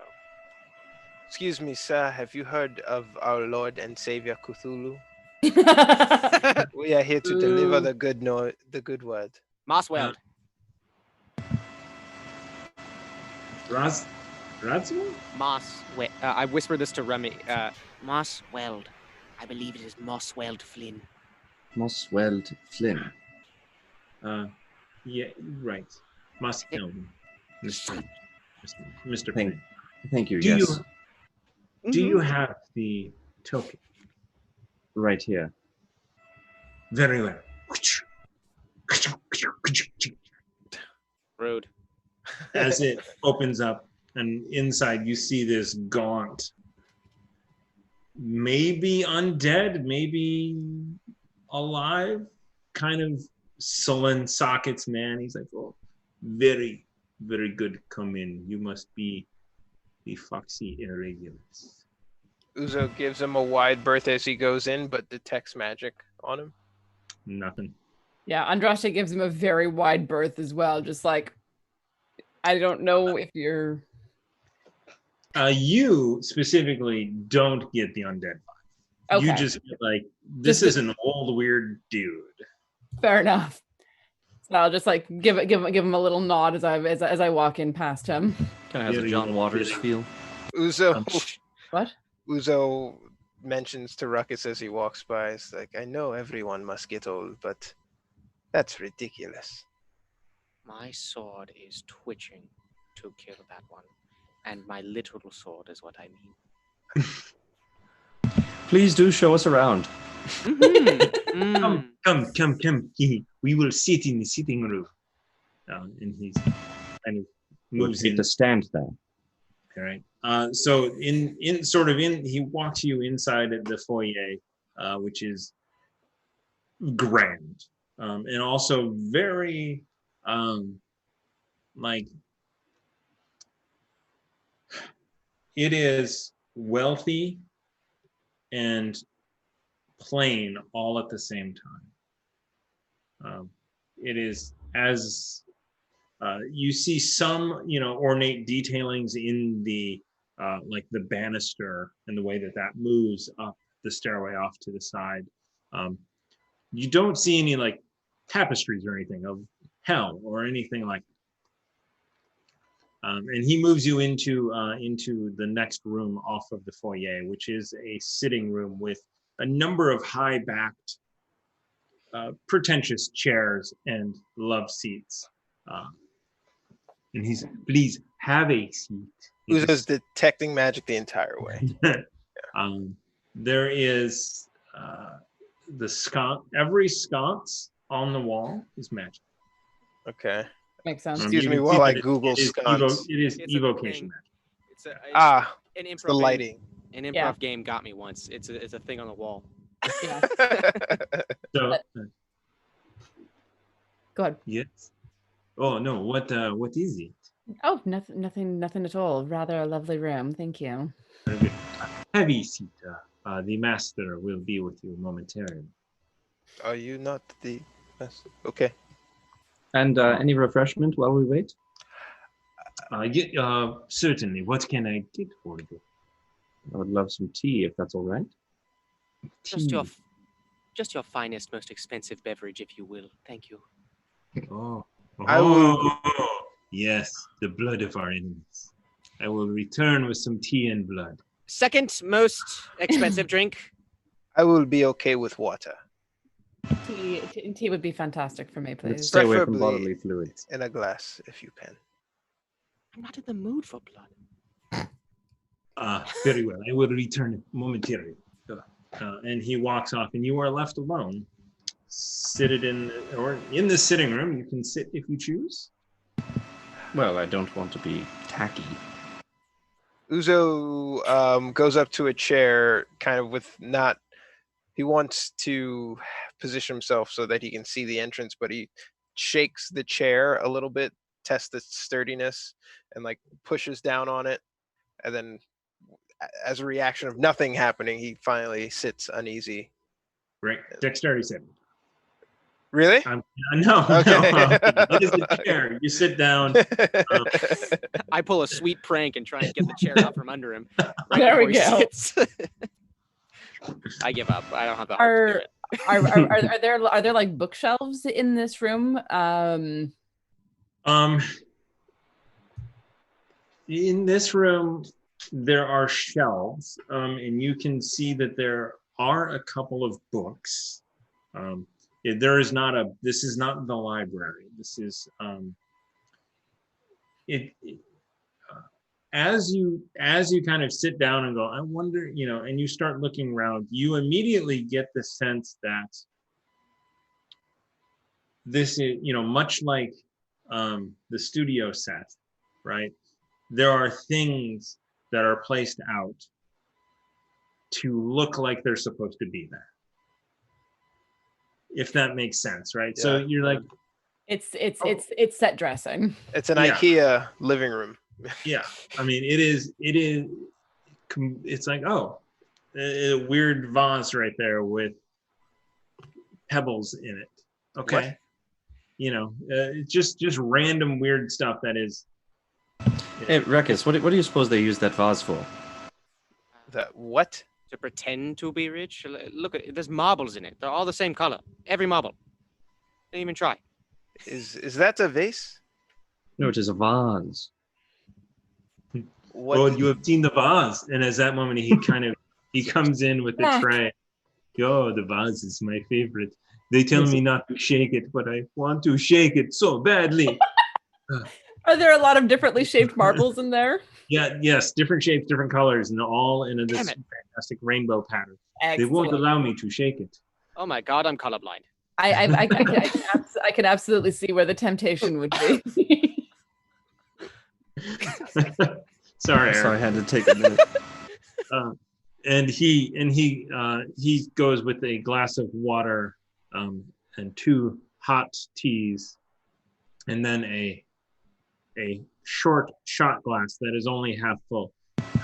The second most expensive beverage in the house. Uzo's detecting magic as he holds his glass up to the light, looking for particulates and all that. So he's detecting magic on everybody's drinks. All right, I'm just a little nothing is spent. magic. Cream, sugar, please. Do you have milk? You- Yes, Thank you. Remy, why do you Drink keep it, do that. pushing this? Just drink. and he walks off. Not gonna drink tea without milk and sugar. Thank you. How about a little poison in it? Look, if they wanted it, they invited us here to help them out, right? So I don't think they're here to poison us. Besides, alcohol is poison. I have been poisoning myself and building up my immunity to this poison that they possibly are giving us for years. If you can't trust a priest of Asmodeus, I mean, who can you trust? You can cut the sarcasm in that sentence with a knife, a butter knife even.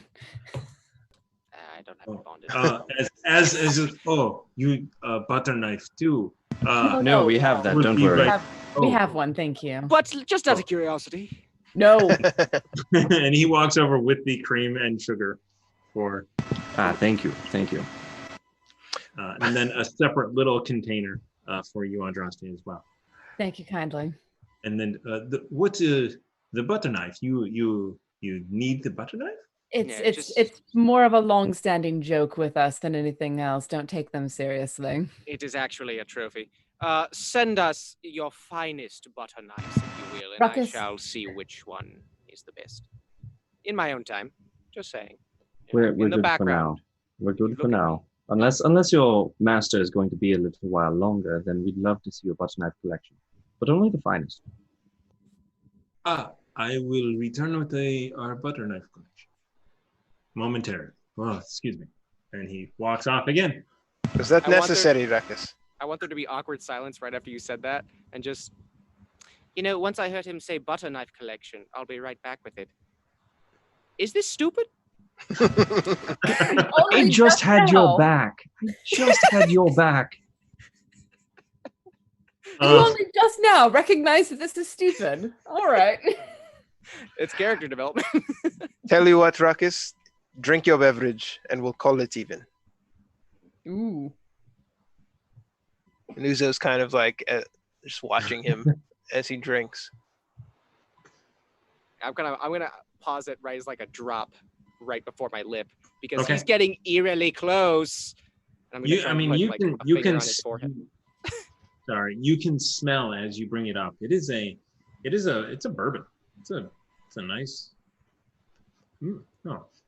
That's nice smelling. He's not a connoisseur, but he would notice because of his experimentation with so much alcohol. Would Ruckus be able to detect if there was anything negative in it? I mean, I know you've already been through that, but just You can tell that it's not Jack Daniels. quality stuff. So you drank it? Yeah, now I'll have like a first sip, and then I'll You down it. sip. So you sip, smooth. You're used to whiskey burning you. This is like, ooh. And then down the rest. Very smooth. That was water. Please tell me I just had the most beautiful liquid I could have asked for. I couldn't. I'm gonna leave that alone. Yes. It's also equally as awkward as it was. Fantastic. I'm glad it was awkward for everyone. Uzo then sips some of his water as he sits back to the chair. All right. Yeah. Surprisingly clean for city water. You get that sort of like, oh, the well up here must be very nice. And I will appropriately adulterate my tea and begin sipping it. So tea is well, and eventually a separate door opens and Mason Flynn re-enters the sitting room. And actually, at that point, it's getting kind of late, so we're going to take a quick break to the bathroom, and we are also going to do, let me go to Nightbot, a giveaway of the Gale Force 9 deck of your choice. It is a new month, which means that there's only one person, and that person is the Mighty Meeple, who's not allowed to win anything this month. So go ahead and put in #chaos into the chat for your chance to win a Gale Force 9, the deck of your choice. And we Get it. We will be back as soon as it takes however many of us there are to use the bathroom. Still one # chaos, yo. # chaos that be.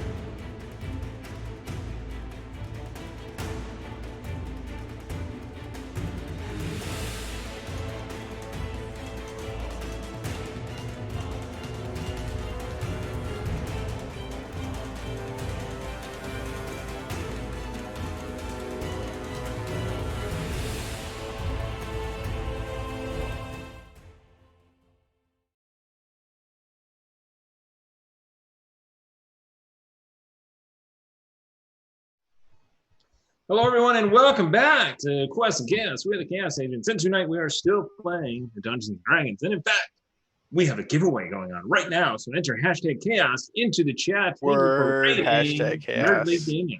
We appreciate it. Oh, we got a raid?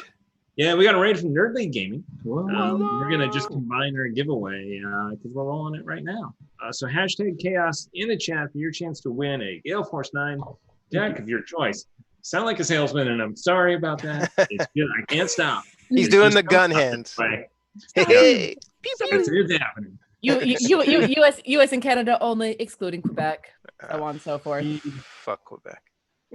Oh, I am looking up the cost of travelers' clothes in the D&D Beyond Players Handbook. Fine clothes are 15 gold. I looked it up, and I went ahead and took that out of my monies. Yours were actually only 10. Nice. Sweet. Fine. Slightly less fine. Yep. I also, wow, this is the computer way over here. My head is getting cut off, so I'm just going to move that. 465 GP. All right. There you are.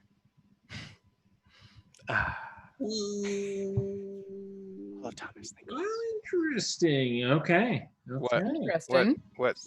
Tell me things. I said what? I just got a In the whisper, butt. right?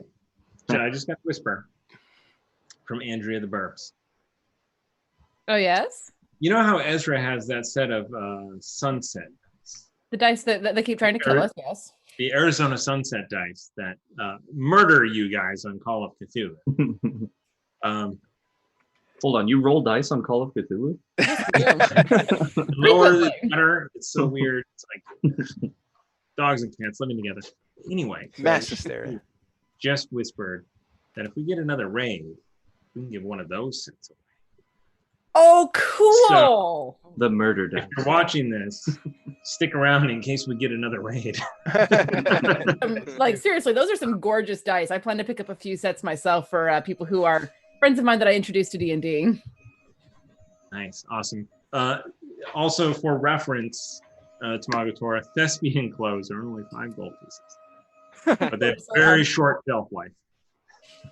What? 3 days, I guess. Is it because the wearer is probably going to be murdered by a roving band of adventurers? Have you ever seen like theater clothes? They're like literally hot glued together. Yeah.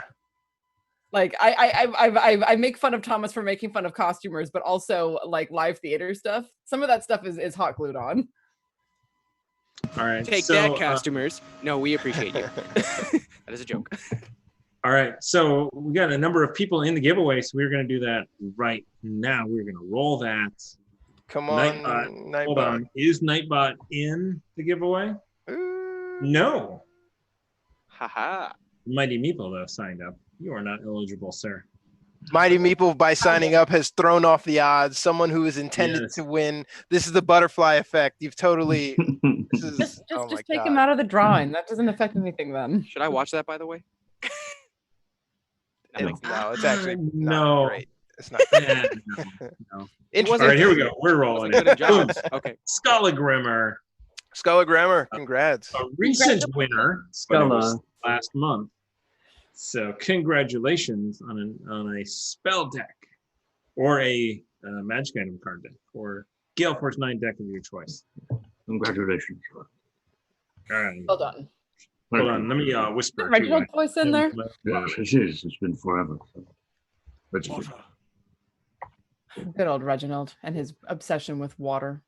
I miss that one, I do. Give me sugar and water. More. I can't believe it. I just typed to Skullagrimmer the same thing that I just said. Congrats on the spell deck or magic item deck or whatever. I just typed that. Okay. I mean, you definitely write the same way that you talk. And also, I now know why there are. So anyway, so get this. There are 1 spacers after a period. There are 2 spacers after a period. A 1 spacer. I, for some reason, put 4 spaces after a period. And that makes no logical sense. I also realized when I was typing today, so I'm typing and then I stop. And then I go back to typing. There's a comma at the end of where I stopped typing. That's how they get in the weirdest random places. Anyway, that's no That thought. explains a subconscious? lot about what I see in the newsletter. If you are ever using voice to text, I don't know if anybody does, you have to say period and comma and space and enter, which throws you through a loop, because if you want to say like that, I don't want to do that, period, it'll just say I don't want to do that, and it'll end the sentence. Yeah. If My, you say- my voice to text for some reason capitalizes really strange words, and I keep thinking that maybe they're capitalizing because they think it's a song lyric or something, but I have a hard time telling why it does what it does. you speak in prose and the machine learning is like, oh, interesting. Right?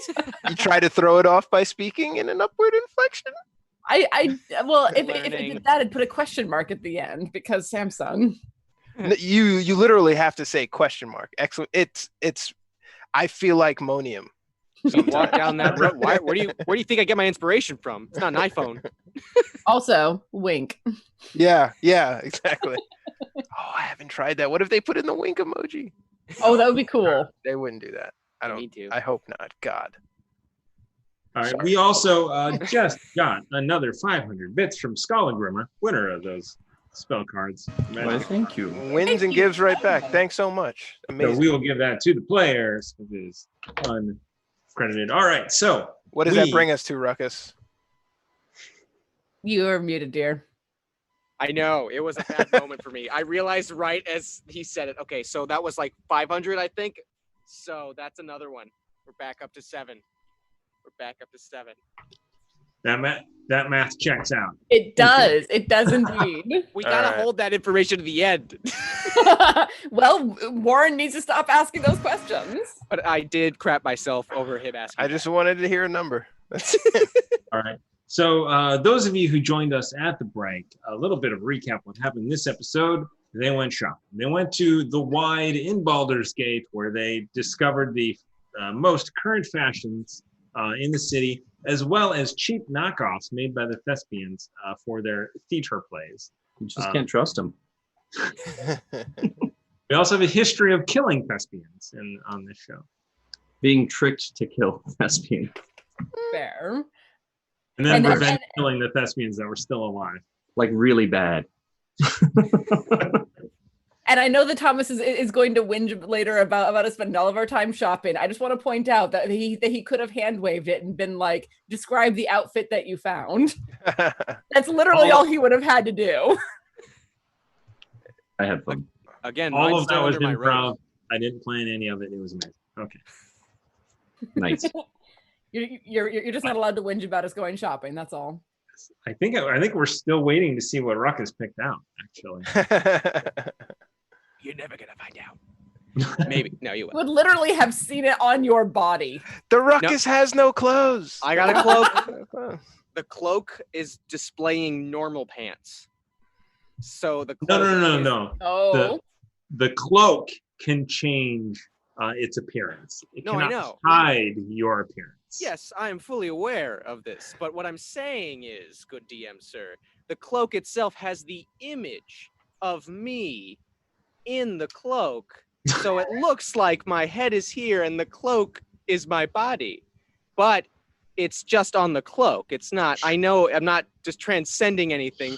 It's just an image. You know, it's like a dick towel. You know, when you put like, when it's Always Sunny. We've made that reference before. When you put a towel on and at the beach and there's an image of what you would look like naked without the towel on the towel.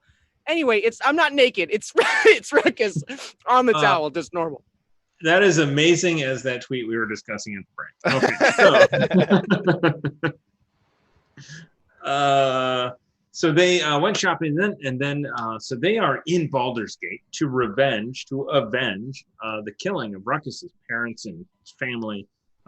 They have tracked them over the course of several months in game time and a year and a half in real time.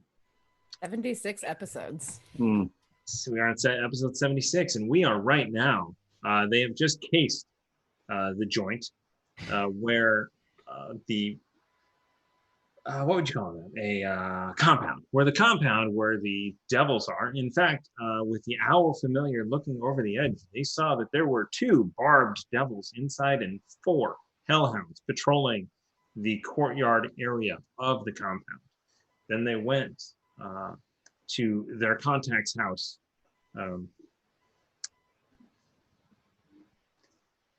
I can tell. I know who's not listening to this. So then they went to the their contact's house, the basically the hideout of the cult of Asmodeus in Baldur's Gate, because in this version of Baldur's Gate, the cults are fighting each other and killing each other, and it is actually become. They were doing that all for the soul of Ruckus Highborn, or Malcolm Quinn, as his real name is, and. Asmodeus, after losing enough generals and fighters for his war against the demons in the Blood War, decided to call it a day and tasked you guys with killing the cult of Mammon in Baldur's Gate first to avenge your family's death, and then traveling to the Hells and killing Mammon there. After we free Denda. After you free a being that claims to be Dendar but is obviously not Dendar, who is trapped and Uzo's patron. That's sort of caught up now. That is a very short version of 76 episodes. Yeah. After I briefly died and talked to Asmodeus, and then we got a ship. Yeah. I used to be blind. We cleansed the forest. Cool. Talk to a god. That was great. I talk to the goddess all the time. You keep saying that like it's something peculiar. It is peculiar. So we then, right before break, you were brought into the Flynn Manor, into the sitting room. You are brought beverages from the servant of the house, and finally, Moss Helm Flynn came to greet you. Well, you have made it this far. As he looks at each of you, nice outfit, can blend in very well. That is a purple hat. It is a magnificent hat. Thank you. Have you seen the feather? It's outstanding in all senses of the word. I thought so as well. And then he turns and he looks at Ruckus, who is wearing that cloak to look like himself wearing clothes. And it's like, and this, and he's just flustered in that. Okay. I point to it and I say, and this is the man whose soul you are after and fighting each other for. And you don't even know what pants I'm wearing. Power play. So, on your way here, you must have purchased, obviously those two are purchased in the wide. Very, very popular. Now, did you by chance smiles at Andraste. Past the Von Keen residence? We did. Yes. Briefly. Maybe. How much was there much traffic around? People? No, the streets seem to be pretty sparse. But if the Von Keen residence is the one with the hellhounds and the high fence, then we did pass by it. And the barbed devils. Devils? No humanoids, though. No elf or human of any kind. On the outside. Or on the inside. He was looking with his yes, friend. And I could not see into the second level, but the first, yes. Well, I mean, if barbed devils patrolling on the inside, that they are much more further along than we had feared, I guess. We here we have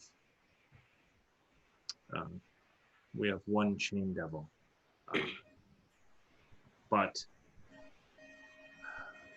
if you say 2 plus the hellhounds just patrolling the outside, I would guess that it is fair game. Anyone on inside is not innocent. Anyone. Fair enough. If anyone walking about in collection or in the area in the vicinity of devils and not caring. Can't fault your logic there. Yes. Plus, once you kill them, they will return to the hell, and they will serve in the war, in the blood war. So, tonight is probably your best bet. If you say they are already out and about, to infiltrate and do the deed. Is there anything you require? Any information you can give us that would assist us. Seconded. Started. So, well, Uzo. Fourth. There we go. Now we're a team. Say your shit. Just kind of look at you. I'm very hyped. Apologies. well, oh god, the first thing you have to do is get past the 8-foot wall, or straight into the manor. Easy. I can walk it. Open the gate from the inside. Are there any comings and goings regularly through the front door, through the carriage hold, through any means? Usually they are pretty sparse in their travels. We have not seen much movement the last 2 days. Have you monitored the route? Do you already know what it is, possibly? Give us an advantage. As he sort of pulls out a mirror and turns it to you, and you see the front door. And Uzo, you pick up almost immediately that where you are seeing from is where you pinged that magic. That across the street. I share that with the group. That is your scrying magic. Is we've been keeping a track on those coming in and out. Are there any animals in the stable? Did we see any? We know that they have a carriage and horses. We just do like we did in Waterdeep, right? That That wasn't that subtle, if I that got remember. No, a it was little awful. messy. Yes. It was incredibly messy. Yes. I mean, I'm still down, but it's not preferred. What we see. Well, probably the easiest way in is to send Ruckus over the wall with his ability to walk it and climb a rope. And I can cloak myself to the same color of the wall. Color, at least. You can What? take me on your back as well. Sure. Don't know why that's always I gotta carry you, but yes, we could do that. Because you're the strong one with the special slippers. Ah, yes, and he has the strong thighs for around my neck. Where I don't want is to know that. You remembered. What? Thank you. I can't forget. Go on, Nuzo. No, yeah, Uzo's talking directly to Flynn as you guys are shouting over his shoulder. He's We're not shouting. not shouting, but just the shit. How many levels? Is it only what we see above ground, or are there compartments? What do you know of the inside of the compound? Well, you can see from the outside that there are 3 main levels of the manor house. What we believe to be the guest house has 2 stories. We know that they must have a temple on the inside. Ours is in our cellar. Is it particularly cold in your cellar? No. There seemed to be some frosted glass on the second level. I could not see into it. Could you see if it was on the inside? Did I? Yeah, you actually think it was. I believe so, yes. They may, if they have barb devils on the outside, they may have brought others on the inside. Something that would cause some kind of code. Ice Are you telling me? devils. Oh, shit. Ah, Do you remember the ice wall in the forest? Every time there's an element, there's another element that is that same evil. Whatever. I don't know if I made sense. A little bit. he Thank told us earlier he was getting smarter, but I'm not convinced. I was able to follow. I don't know where your brain is, Remming. Never a thought. So honestly, he won. What are we talking about? Right, ice devils. God damn it. Yes, ice devils. All right. Or at least ones that are able to summon a very large wall of ice. Listen, the fire devils may be more difficult considering all of our skills. We need, you know, some of us more prone to fire, and some of us not. Maybe Well, switch out who attacks who first. If I remember correctly, even the ones that threw ice were not susceptible to fire. Oh. Because I tried that Most- with that same assumption. Noted. I forgot. Most devils are either immune or resistant to fire damage. They live in the hells. Which is why I find it more necessary to fall back on radiant. Right. How many? This is the 6 things we see outside, are what we can discern. What do you think we are to encounter on the inside? Is the temple in session? You say that they are getting close to a culmination. Does that mean there is more presence? I'm trying to figure out, if we were to collapse in the house, how many people potentially will descend on us? Well, they have devils patrolling. That's because this is obviously why Oloran and the other one are here, Kirsten. That's their muscle. That's their protection. You got to get through them. And it looks like there's ice devils, barb devils, if you say. It's going to be tough. Well, that is our speciality. Let's say we can sneak past their defenses, at least to get through the front door.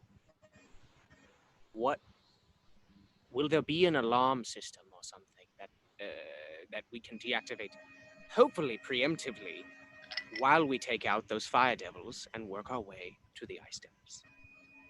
I think focus on the devils. Fair enough. 8 feet fence. The hounds are going to attack. How much will it stand out, or outside attention will we attract if we get into a scuff in the walled garden? Will the watch be on us as well? Does the house also have the watch on its payroll? I would say you could probably make a bit of noise, but you better be quick.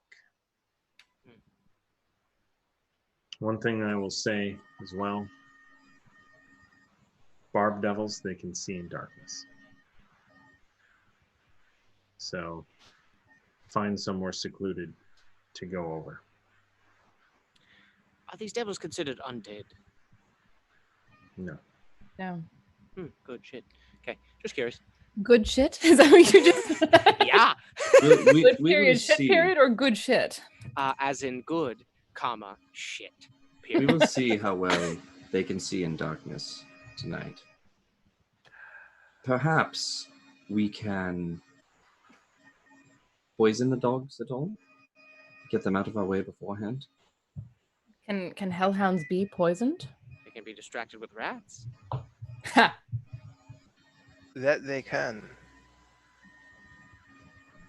Are they trained to attack anything that enters the compound, or These rats just kind of go away from me immediately. On not their you? existence. I'm talking to Flint. Because if, rats, a giant baboon, a hyena, a weasel. Well, they're going to attack, and they're going to attack in packs. If you have fodder for them to go after, do it. Okay. A distraction, perhaps, while we sneak by. 3 different types of distraction. Exactly, Ruckus. Okay. I So still where do think we we should put- poison them, but okay. Yeah, no, totally. Maybe we can poison my animals, and hopefully they eat them, thinking they're gonna die, and then they're like, "Oh no, we just ate the poison," and the animal part disappears. Does that make sense? No, it does not. Ah. Don't encourage him, Remy. We will pick no, one or you're the doing other. well. You're doing well. I encouraged you. Okay. Now, inside the compound, once we have distracted the animals, where do we gain entry? And will it be locked? Is it a magical barrier? Where is the best place for quick entry? And I guess we must be prepared to fight once we are inside, but stealth is the primary. What did I see with Winthorpe? I would have gotten a very good idea of Yes. where the best entry was.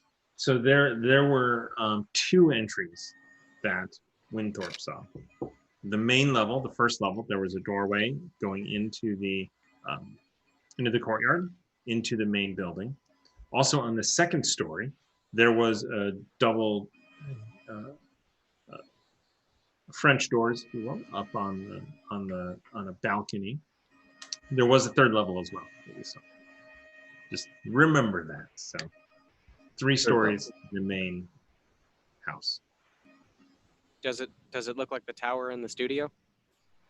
It does not. No. Oh, okay. Damn it. That would have been funny.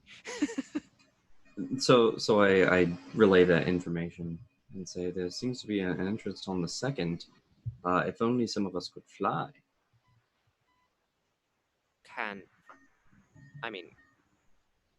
Wink. I mean, Kind of looks at Uzo, but doesn't wink at all. What? How Ruckus- many Ruckus can people- also walk up there. Well, yes, but if we all want to get in stealthily, how many of us can fly and how many of us can walk up the side of a wall? 1, check. 3, where's the flying? I would much prefer to Theoretically. Save not your use energy for as- other things. yes, not use an important slot for such a narrative moment. Think about this. That Check-in. slot could save us from fighting 4 hellhounds. That one slot could take out 4 hellhounds. I could also carry Andraste or yourself and Dimension Door to that second tier. That's true. That's Those French doors were frosty. They were frosty. Frosty. They're not Oh. like solid, like Frosted. so not able to see through to see where your dimension Correct. dooring to. Well, you can go to the balcony. But the second level has the frosted windows all around. mhm. Great. If the frosting works like my armor does, if we try to attack it, it might attack back. I I don't- think that it might hinder us in some way if we're in some kind of cold area. Clearly, the whole area is very cold inside. So we need to be on our guard and expect that we may be hindered in some way by it. You may be able to maintain our stealth, at least killing the fire devils outside. But the second we crack that window, we may lose that element of surprise. I still think it might be worth a go. It's Yeah. up to you guys. We could try and take out the hellhounds and the spine devils in the courtyard, or we could try to be more stealthy than that. That's just the options. I agree, and I would rather be more stealthy if we can possibly manage that. But then if we cause a fuss within the villa, we may have them at our backs. So that's also something to consider. That said, hellhounds and spine devils, I don't think we'll be able to take them out quickly.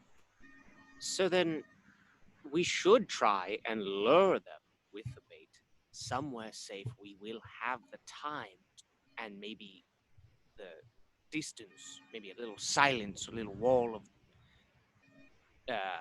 anyway, we might not be as hurt if we try and lure them further away. Maybe we can still maintain the element of surprise, kill the devils by luring them away with something from the bag of tricks, and then going back to their facility. If no one has come out of the facility or checked on these things, I say tonight we test the perimeter and we kill everything in the courtyard. And we can make a quick escape back here if Tonight necessary. is supposed to be the night. I mean, Mr. Flynn, you said it yourself, right? We have to do it tonight. Well, the sooner the better. If we Yes, kill everything in the courtyard and leave, it's wasted opportunity. No one on the outside sees, but if no one on the inside comes to check, who's missing them? I can't. I mean, Tiano? even devils have to eat. They have to go somewhere. They can't just be out forever. Someone will notice. If you go and you kill everyone outside, you keep going. Yes.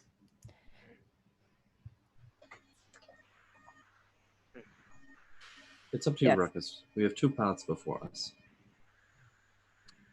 Who knows how many slots we would expend killing those on the ground as well. Just something to consider.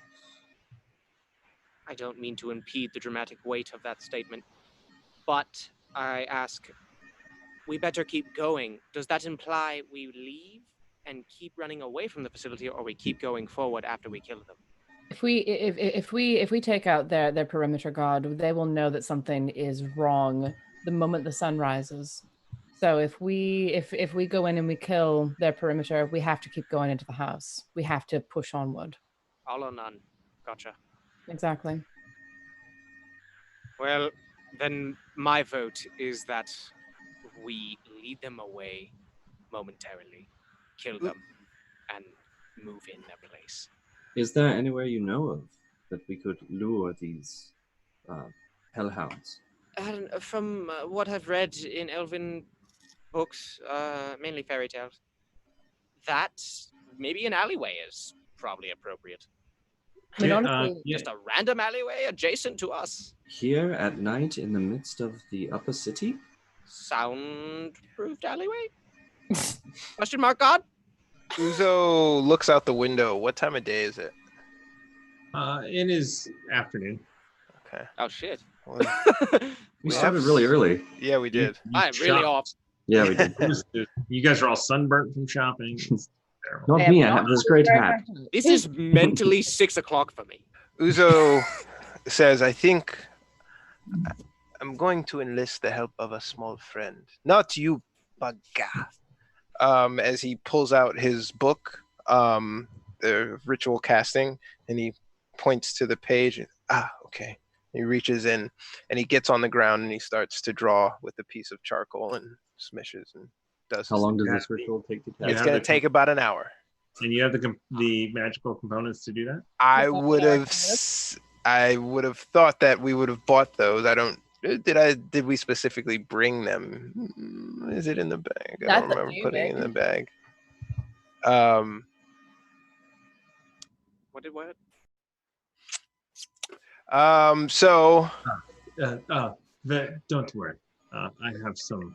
Do you have charcoal? Yes. And he's like, I will chuck 10 charcoal at him. Not chuck literally, but say to supply you with reimbursement for these amazing beverages and also the gifts.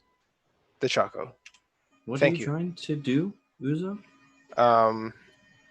He's plan out. I'm trying to get a small friend who might be able to maneuver around the environment a little bit better than us. Start ritual casting while you guys continue your conversation.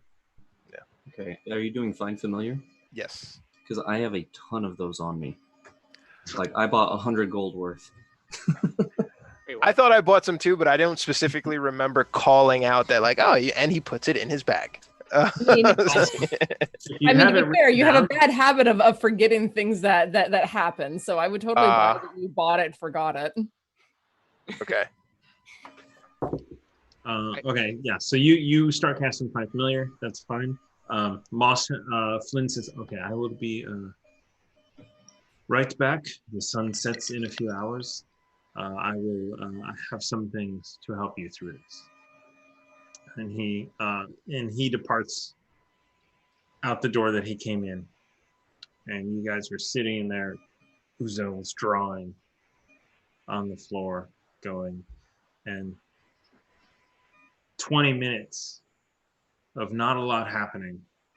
Suddenly the door to the kitchen opens up. It's like, oh, I have all of the finest silverware here.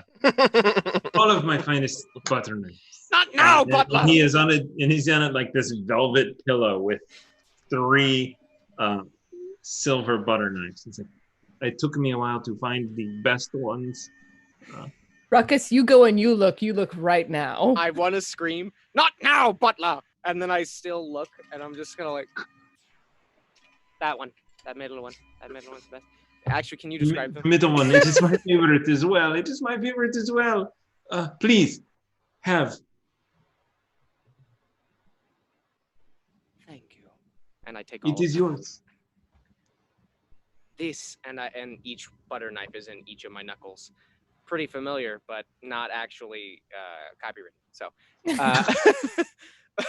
Butterbean.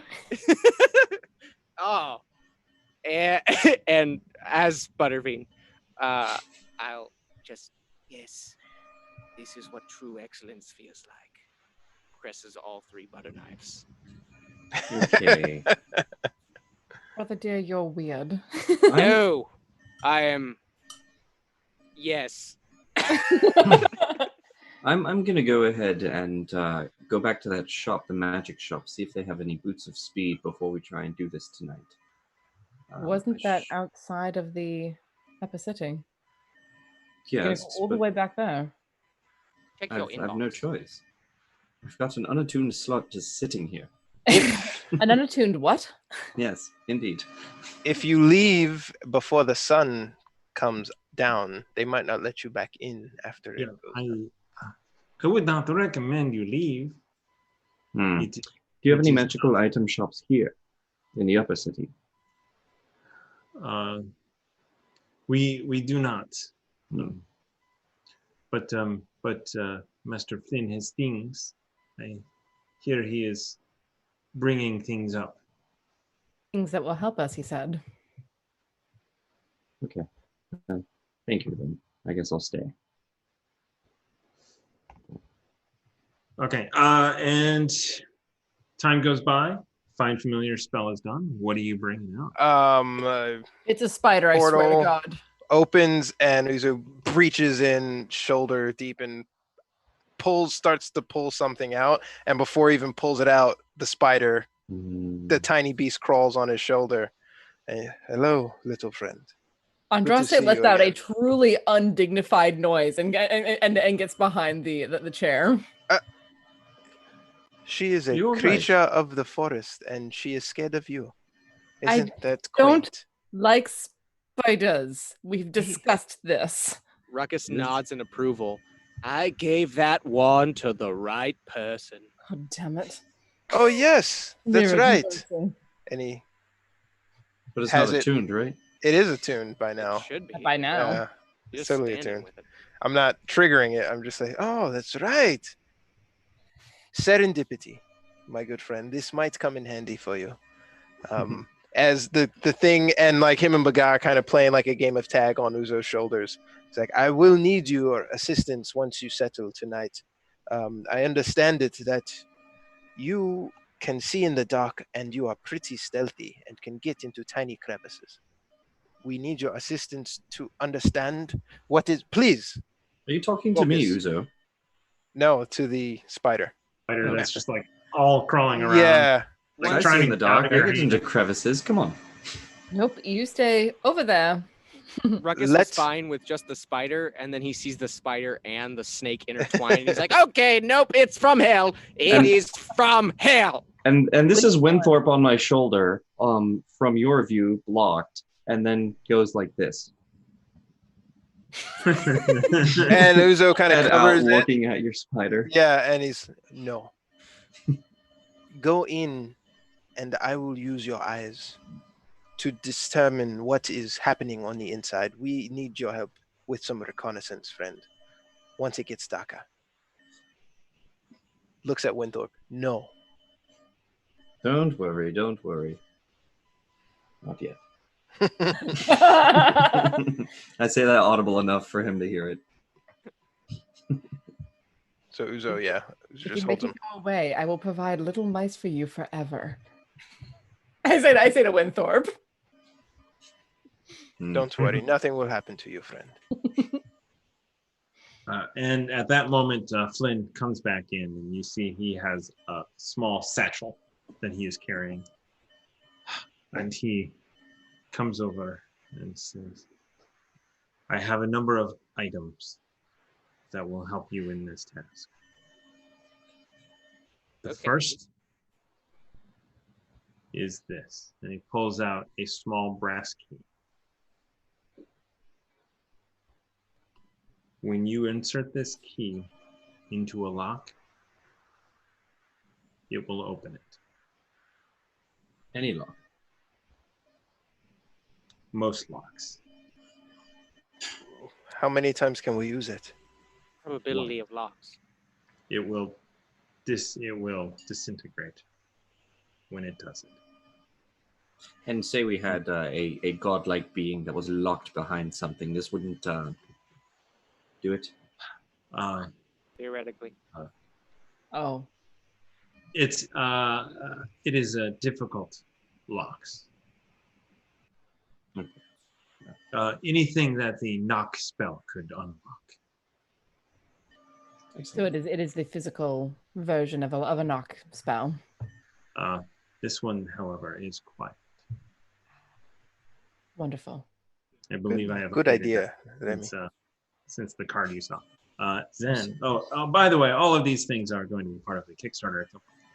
Anyway, so he then provides you with a small marble.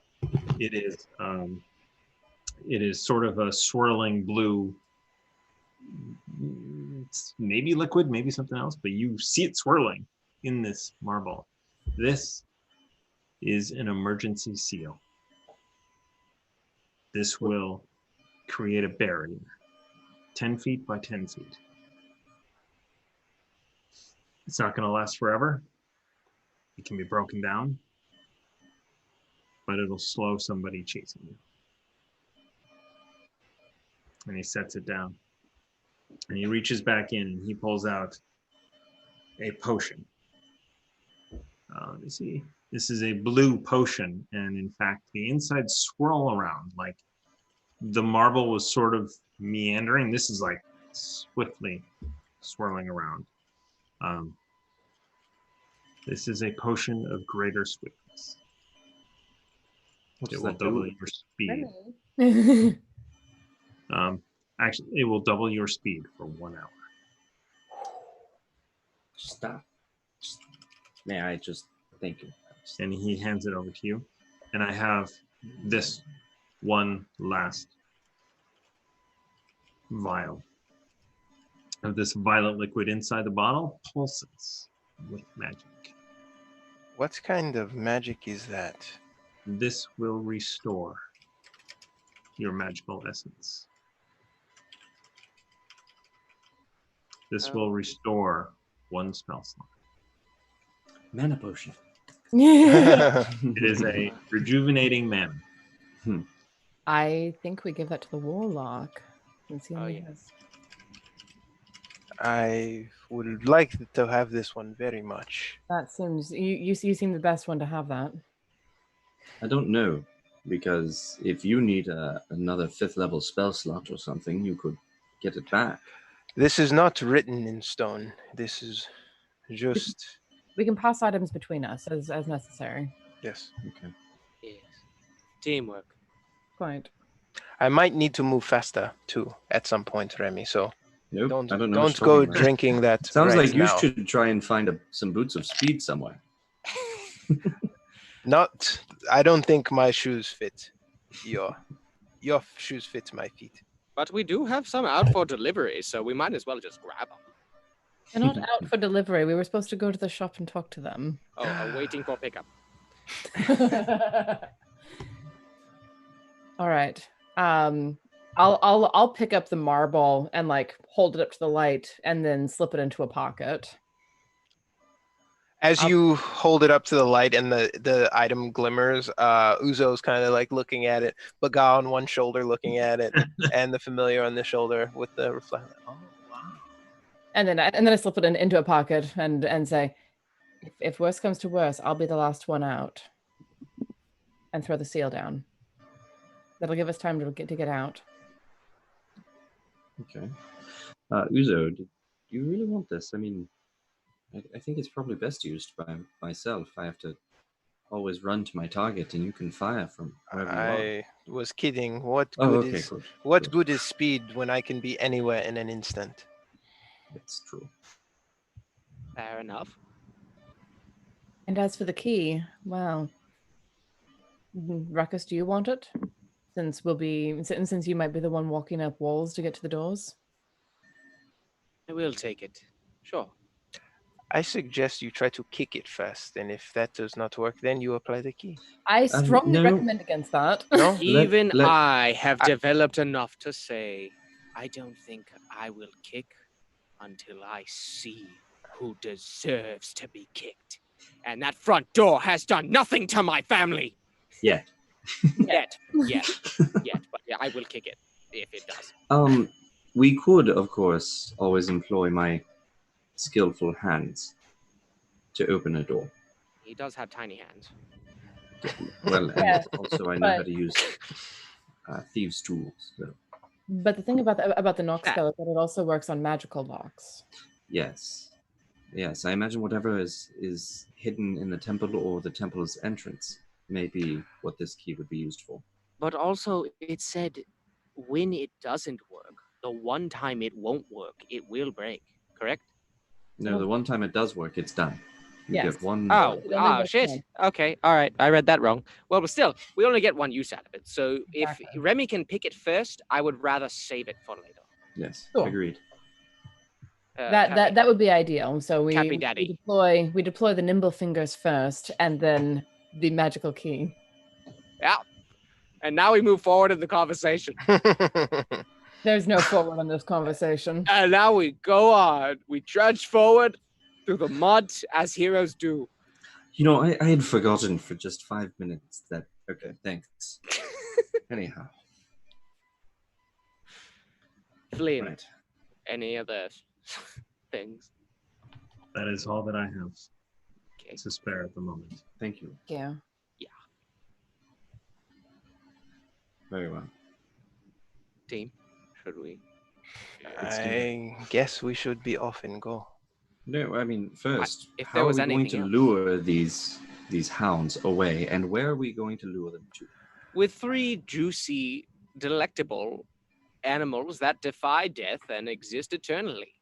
If we Yes, can but- lure them to that upper corner of the garden that you mentioned, they'll be far enough away from any of the buildings that we might be able to dispatch them without causing a ruckus. God, I feel amazing right now. As you like. We'll need bait, and we'll need to set the ambush. I think I should stay and lie in wait for the ambush. That's when I'm at my most effective. Ruckus, you look like excellent bait. Okay, this is where I thought the 3 animals I was going to pull as bait, called is bait, out of messing a with bag you. of tricks of bait Ruckus. that we've been using. I thought that was going to be the bait. But That's shall fair. I be the bait? Calm no, yourself, No, I'm Ruckus. curious. No, it's not a calming thing. It is a curiosity thing because I think this is hilarious. He's messing. Am with I the bait? When I have 3 pieces of bait with me right now? He's messing with you. Yeah, I know. I mean, now I want you to be, but yes. I mean, now I sort of want to see that too. There is mercy. I could shape myself to look like a weaker human for the moment, saying, but No. wait, no, I need to scale This the wall. is Listen, this is hilarious. I don't scale to the top of the wall and just throw the animals into the same corner as far as you can. No, 3 different corners and command them to leave out of the same exit. There. Does that Cover more ground. Get more hounds to follow. draw attention and then escape from the same entrance? We draw them into the same point. Possibly. So Correct sorry. me if I'm wrong. I need to That's- point something out. Something that you guys would have known is that there were no entrances into the courtyard from the street. Right, that's what I thought. Entrances go into the stables and the main manor house. So we would have to dispatch them inside of the courtyard, or inside, or inside one of the buildings. Why don't we bring them into the stables? Close the doors. It'll be quieter there. It's further away from the manor. That may be our best But it's opportunity. closer to the street. And it's right in between the 2 buildings. So if there's a loud commotion, that might draw attention. Or is it between the 2 buildings? Okay. If there's a If I remember way, correctly, yes. is there any way we could try and channel, like funnel them in one by one and possibly attack one with everything we have, wait for the next one to enter, and we could attack again with everything we have? I would much Just like the manor in Waterdeep. Possibly. I forgot. All right. I mean, Correct me. all right. So theoretically, we could, if you're looking at the map, we could come in from this corner over here between the carriage house and what is presumably the guest house. Get into the stable, the carriage house, some way. You're suggesting we scale the wall? I mean, we have to. It's scale the wall or go in through one of the buildings. The carriage house, right? Scaling a wall shouldn't be a problem. I can walk up and drop a rope for everyone. And according to the guide, nothing. To my life, I have 50 feet of rope randomly with me at all times. Isn't everyone? Right? So we just need to figure out where our point of, ingress is. So are we scaling walls? Or are we going through the stables? Ruckus scales the wall away from the furthest point away from civilization, where the outside street can see us and won't really cause an issue. I think this side of the building is best, using the shrubbery as cover. Over there, we are the furthest away from all buildings, and any commotion we make might be quiet.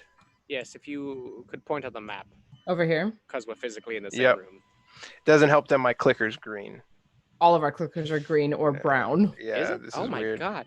Come on, Thomas. It should be green. My color is green. I'm kidding. I know we control that. Do you? Yes. No, we No, do. I thought it we was did. random, but You No, I can thought pick the colored oh, thing. yeah. shit. Like, look, You this is me control it. now. yeah, sweet. I'm red. Okay. Color. We're all red. No, We're all red. And now we all know. Yay. my key color is green. It always has been. I'm a yellow boy. Damn it. Okay, now I My banner. Do the Purple. color underneath your name. purple boy. Yeah. Oh, okay. Yeah, so you're blue ruckus. Yeah, that makes sense. You're more of an orange, Warren, than a yellow. Whatever. Thomas, what's this down here? Don't categorize. Hold on. What? This right here. The red. That's the door into the manor, right? That is the door into the manor house. Okay. Yes. Hold on. Let me show you a little bit more. Come on, reveal the whole thing. That would be cheating. You know that. I mean, accidents happen. So there are 2 doors into the manor house.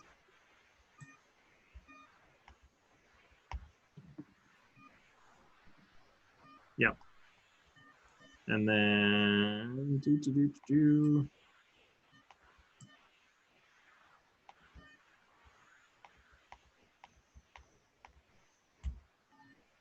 there's the door to the stables, and those are the only doors that are here. And this building is the 3-story building. Correct. Okay. Sorry, where was the door of the stables here? Yeah. I mean, we could go in through the stables theoretically, but I imagine that anyone who is in this line of work would consider that breach into their security. Well, the front doors as well. Also, I am not keen on being trapped in a gully between 3 hostile edifices. Well, here's one thing. If we lead all of the animals into the stables, then the demons follow, then we follow. That way, the animals trigger any traps, hopefully, that are in the stable for anything that's noticed, and maybe we can get out in time before they notice it and sneak in a different enemy. So, I think that's theory. an awful idea. Ruckus. Okay. Please don't be offended. I'm not. I'm thinking that over here, you toss the animals over, and 3 of them, and you just tell them to stay alive, fight, and run around, so that they draw the attention of the other creatures inside. At which point, we then go into the stable undetected and choose where we want to make our breach. Well, if they're keeping the hellhounds and the spine devils busy anyway, we might as well just go straight into the manor. Through the front door. No, Well, we don't know a what's. back door. All right, but I thought Andraste pointed out that if we didn't deal with them appropriately, they would come back on our backside. Maybe. It's possible, maybe yes. in a time of crisis. Who Yes, knows? yes. If we create an overlarge commotion inside, but stealth is our key word for this, isn't it? How Yes. big is this building, Thomas? How many That is stories? 2 stories. 2 stories. In that second story, we I'm have also no going to idea. just try and keep revealing things that are probably worth knowing here that you would If have seen. If we come in through the stable and then we go into that second building, we can at least make sure that no one is on our backs, no matter what we find. I would assume, though, because Remy said that was a guest house, I would assume that might be where the priests of Mammon from Waterdeep are staying. If it's a guest house. That would be my assumption anyway. And if their ritual is up, low chance of anyone being in there. That's a very big if, though. We don't know when their rituals are going up, if that's at night or, right now. The scry at the front of the door is Flynn's, correct? Yes. Okay. So they aren't monitoring anything outside, right? No, Flynn is, but they aren't the cultists in the house. We don't know what they're monitoring. Oh, I guess we don't know. Oh, okay. But what we do have is we have a couple of familiars now that can do some reconnaissance when we get there. That is very true. That will help. We can have your spider go into the buildings and find out exactly who is there. So maybe you two should go in first. I suggest we congregate outside the wall, as Andraste was pointing out over here. Send the familiars in. I'll take a look at the stables. You take a look at the guest house, Uzo, and we can go from there. I like this idea. I think I shall scour the wall and stay clung to it until we make a decision. Don't breach over and don't throw any animals unless we are ready. Agreed. Yes, agreed. Mr. Flynn, you would know better than we would. How keen is the watch here? Very. What is the timing of it? So then if we are hanging out outside of the walls, we may only have a very short window unless we can find somewhere good to hide. And shrubbery is all well and good, but if there's commotion starting, we're going to start getting some attention. Yeah. If there's any noise that has happened, you're going to want to be on the inside of those walls. They are not going to want the watch coming in. If you are discovered, if anything is happening, they're not going to invite the watch into their place. Yeah, they would rather take care of us on their own, I'm sure. Because the watch is going to open there and see devils on the inside and probably call more watch. And start dealing with eradicating the problem. Well, anyway. Well, what we could do is we send in the familiars very quickly, find the place that we want to go to. Ruckus carries me over the wall. Uzo dimension doors with Andraste to us. And we diversion with possible 3 real animals. Yes, agreed. All right. Wait, Go on. we do the reconnaissance first, Yes. correct? Okay. The And then problem- I agree with this. The No. problem that I'm seeing with the reconnaissance is I saw Remy's eyes go white. And if we are outside of the walls and you two are doing reconnaissance with your familiars, there's a very good chance that we might get stumbled upon by the watch. So I can you, hide first. Well, yes, what does the watch look like facially? we will be hidden before we decide to do our reconnaissance, but we would definitely rely heavily on your perception, also hidden, to keep us safe. Be on lookout while we're looking out. All right. The reconnaissance should be as quick as possible. Is what I think. Agreed. It will happen at the same time. The Yes. longer that we spend outside the walls, the more danger we're in. The first objective is to find where we need to go first. Right. So that's what we should do with the reconnaissance. Just find a safe place for us to get there, and we can do further reconnaissance from that location if necessary. That So- sounds like a good plan. Until we know where to go, then we are just going to be lingering and meandering around. No, No. we are going to go to this wall, hide in the bushes, and do reconnaissance against the wall, hiding in the shrubbery here. I will Once- literally look like a bush when I'm doing this. I'm not seeing your ping, but I'm getting the plan. There you go. There he is. There Is it? he is. Ah. And noted. Very Come on, well, I then was- we'll start. What time tonight do you think? As soon as the sun goes down. I think. Well, let's notice their pattern for a little bit. Does it change at night according to their day pattern, or does it look consistent? What Oh, that- pattern? We can't see anything I inside, thought the Ruckus. scry. I know, but the scry on the outside of the wall can see someone moving. Can't we see that? No, Well, they never Okay. saw the humanoids moving. like routinely. The So, scry. I don't know. I thought it would give us an Yeah. opening, but Okay. correct me if I'm wrong. I'm good. I say we have a plan. Sorry. No. Oh no! Wait, I'm legitimately curious. I don't think the scry saw anybody. Okay, all right. The scry watches the front door in and out, but it's not looking inside the compound. Otherwise, he would have known that there were hellhounds and spine devils in there. Correct. Okay. I just thought I would have seen someone patrolling the outside. So he says that there used to be those that would patrol the outside. We haven't seen them for a few days.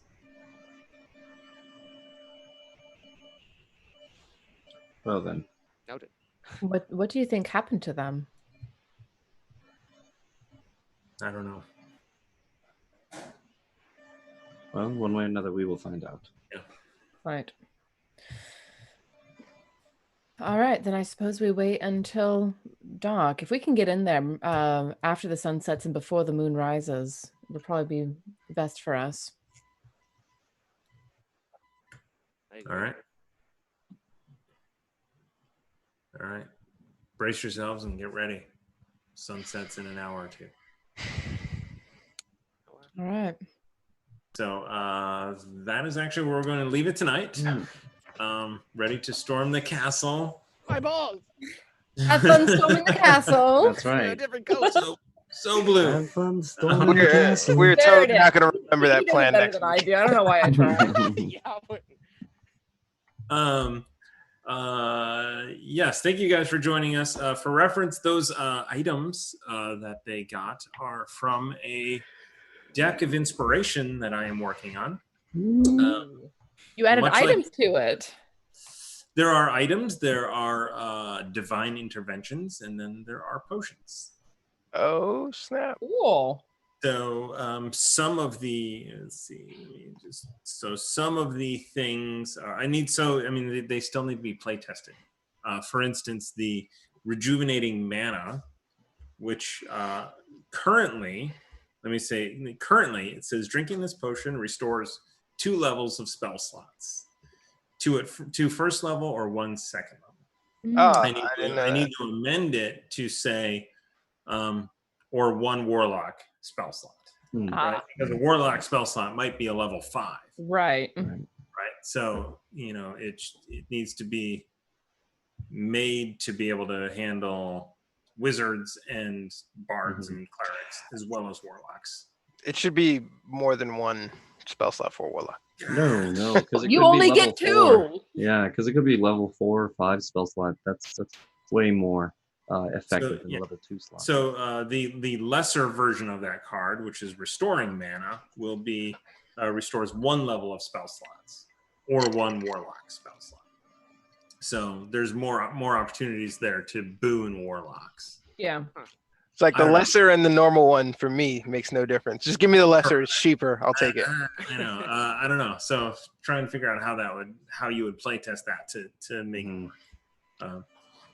There's 55 cards in this deck from 1 to 5. 55 cards in the deck from 6 to 10, and then the greater deck, as well as Kelly's idea, which was the DUI, the deck of uninspiration. Damn it, Kelly. What? That's awesome. Just want to say that you guys all have experience playing warlock. I just want to say that I'm definitely restrained in my choices to use spells because those slots are hard to come by. So I don't think it's game breaking to give warlocks 2 spell slots. Like drinking this potion is short rest rejuvenation. So you also get a short rest boost on this. So right. Because while I have more spell slots, I have to take a long rest in order to get any of them back. Your long rest is my short rest. And That's you the can thing, take as many short rests as you want throughout the day. Okay. I can only take 1 long rest every 24 hours. So it's already kind of balanced. Uzo's going to be napping more frequently then. No, Uzo's an old man. That is legitimately how a lot of warlocks pass are out. played. You go through an encounter and you take a short rest. All right. Guys, I'm just going to God, that stop was a on the lot. 2nd level of this mansion. Can you just give me...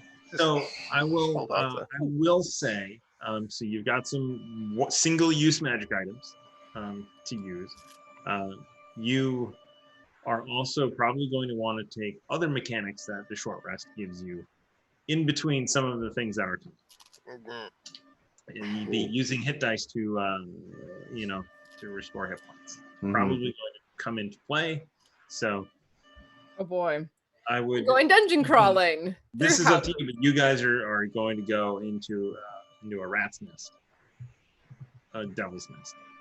But I'm okay with it. Fun. I mean, to be fair, my channel divinity gets restored after a short rest. So if I know that we're taking more short rests, I will use the hell out of Radiance of the Dawn. Let me Excellent. calibrate this encounter. So thank you guys. Thank you for sticking with us. A lot of you on tonight. We appreciate it. We are continuing to play as a break and relief from the everyday. Carbon, it seems like it's the same. It's 20 years of the same. Yeah, years yeah. In the future of the same. But you know what's cool about Carbon? You can go and shoot a corporation lead in the face. Yeah, that's true. That's It's probably equally hard to do that in real life as it is in Carbon. Those corporation heads are basically fucking Agent Smiths. They're basically the kings. We're gonna find out. Elon Musk, this ends. Yeah, literally. I'm sure it's like fighting Elon Musk. You go into his office and attempt to assassinate him, which I wouldn't do, or no one should do. You're just gonna. I'm sure once you get to the office, it's not that hard. He's got all kinds of funny contraptions. His like suit is made of Kevlar, and he drinks like the Incredible Hulk Gamma Potion, and like And He's the been on final Rick and- boss. he's If the it's final made of boss. if it's made of Kevlar, take a sword and you can stab through Kevlar. And two things, fun facts. Just He letting has you, just, you know, reviewed- throwing that out there. Kevlar They is have made stab to vests, with bullets. stab vests too. That's pretty stabbable. Katana ignores resistances, Aaron. which is That's fair. true. He has reviewed memes with Justin Roiland, A, and B, he's been on Rick and Morty as Elon Tusk. Oh. I just think that's we should add that to his history. It's clearly This is there. what matters. It's there. Oh, my nephew plays that game. I'm really like your starting to little hate jabs. these jabs, Elon. All Got right, that so reference. that is going to wrap it up for us tonight. Thank you for joining us. We are back Saturday, Call of Cthulhu. And And as we then- find out what in the hell happened to Donald. Woof. Yeah, you got